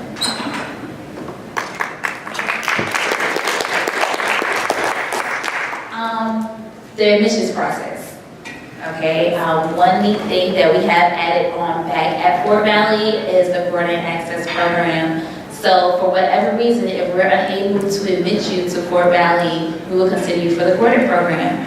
And what the boarding program does, it gives students the opportunity who may not necessarily meet our minimum requirements to still attend Fort Valley and experience how life is on campus. You will live in our dorms as well as take courses on Fort Valley State's campus. However, once that year is complete and you complete your core classes, pretty much just you're taking, once you complete those classes, then you will then roll over and qualify to be a regular Fort Valley State student. The only thing about that program is you will be unable to play a sport such as football or track or tennis or volleyball. Okay, any of the NCNW sports you will be unable to participate in. However, you will be able to join the organizations and still participate in the activities and events that we do have available on campus. As you saw, we do have marching band, we also have jazz and concert, which I always recommend being involved on campus. No matter what school you go to, please make sure that you are being actively involved because it not only helps your social skills, it also looks good on your resume. It's a way for you to be engaged with your university that you attend. Especially when it comes to HBCUs, there's a lot of history at the HBCUs. So make sure that you're actually learning about your university because you'll find out things that you've never known before. Have you guys watched the Have and Have-Nots? Yes, okay, like Warlock, John Chapman, he graduated from Fort Valley State. He actually did not major in theater because we did not have a theater program at the time. He came in, took a couple of acting classes and ended up being recruited from Tyler Perry. And he's doing very well now in California as well as doing a couple of Broadway shows. Ricardo Lockett or Marquette King. Ricardo just retired from the Seattle Seahawks and Marquette King plays for the Oakland Raiders. He's the only African-American punter in the NFL right now. That was my classmate. I'm proud to say that. They both graduated from Fort Valley State. Courtney Phillips, she recently helped write a couple of songs from the Mary J. Blige album. She's a graduate from Fort Valley State, and her mom actually still works on campus. So it's like a couple of the professors said, or admission counselors stated, the sky's the limit. We have a word that is also included in our alma mater and pasted on campus called thoroughness. We have a belief that we can make it here at Fort Valley State, you can make it anywhere, as long as you put in the effort. If you guys had any questions, make sure you stop by my table to speak to me. Y'all have a good day.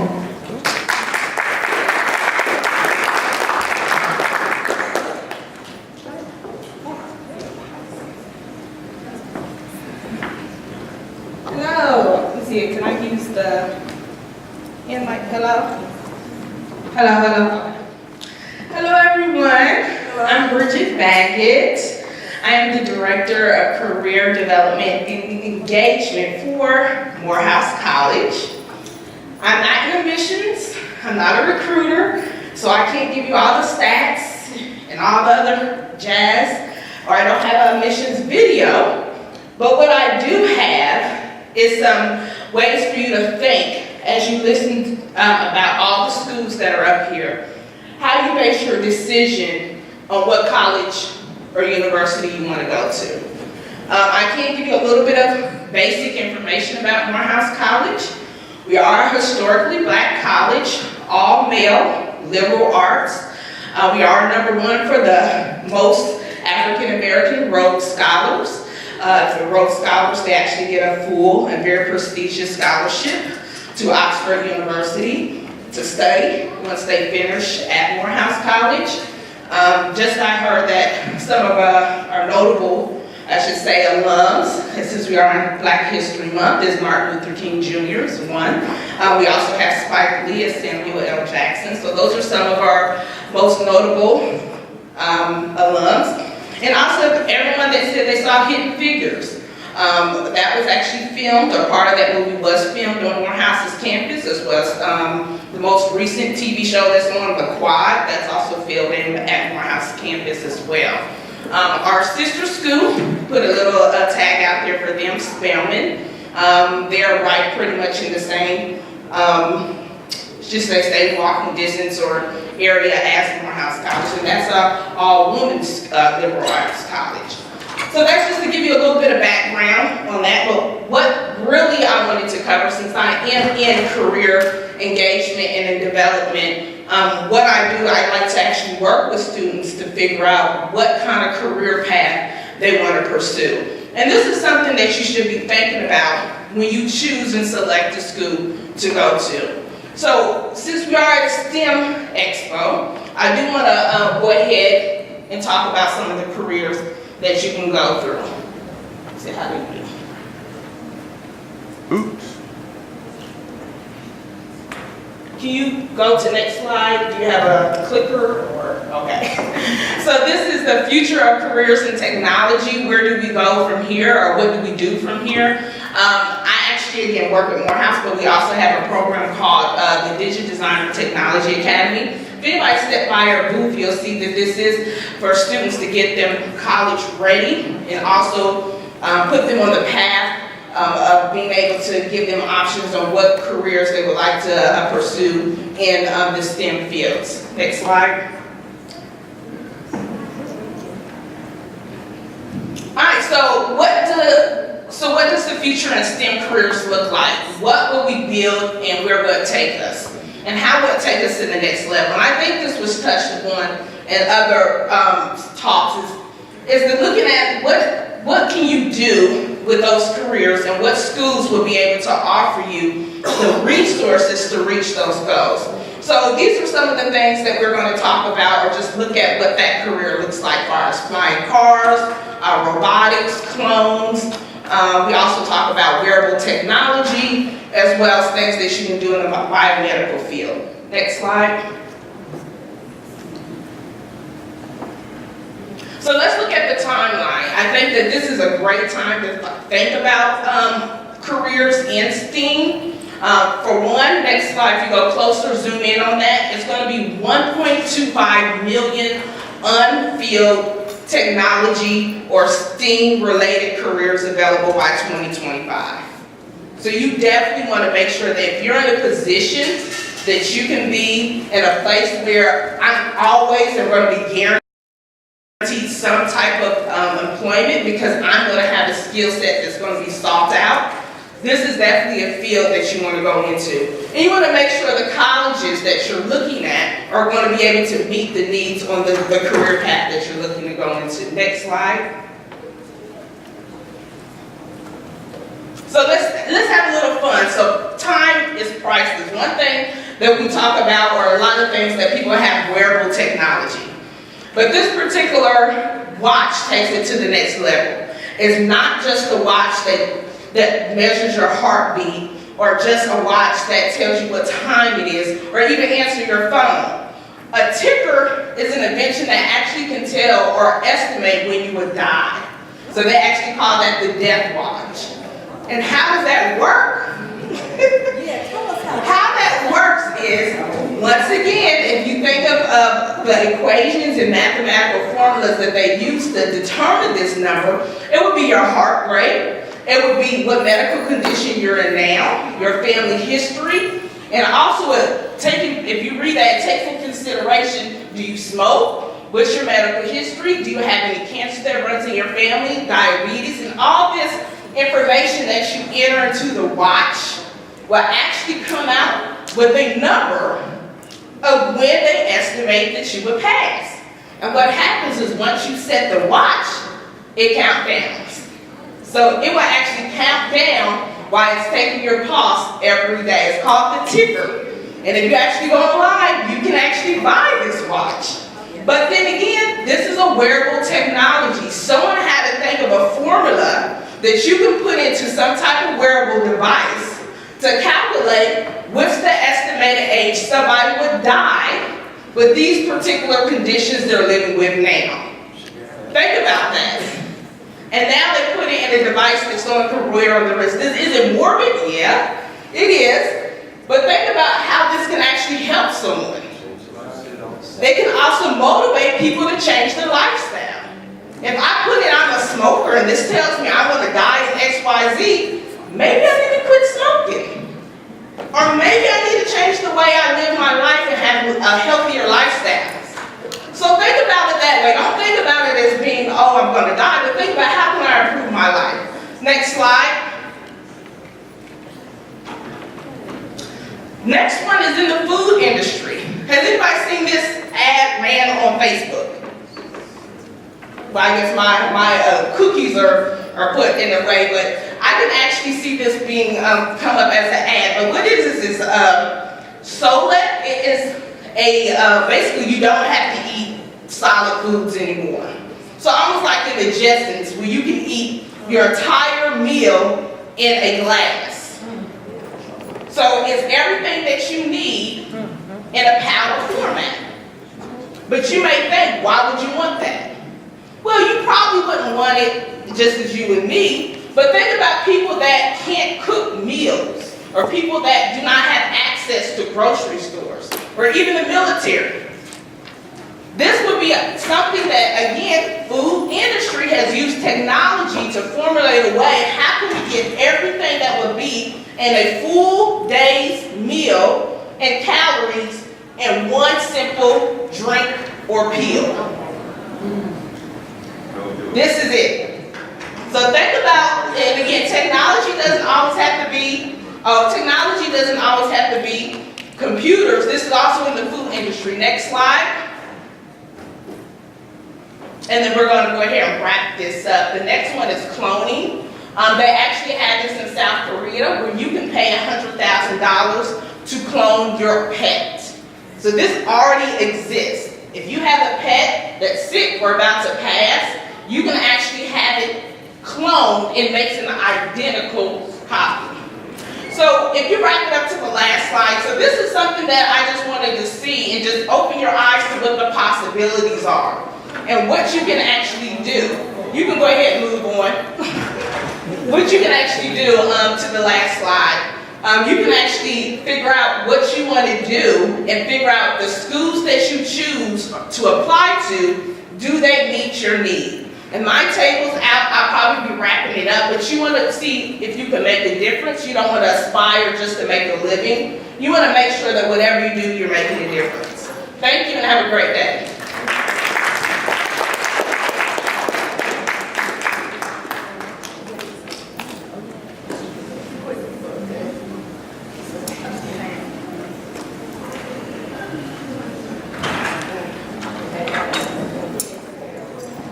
Hello, how are y'all doing? Okay. Afternoon.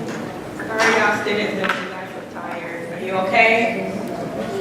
Yes. Okay, I thought not. I work with that. So I bring you greetings from the illustrious Payne College, which is the gateway to the world. My name is Brianna. Y'all are doing okay, we're gonna see.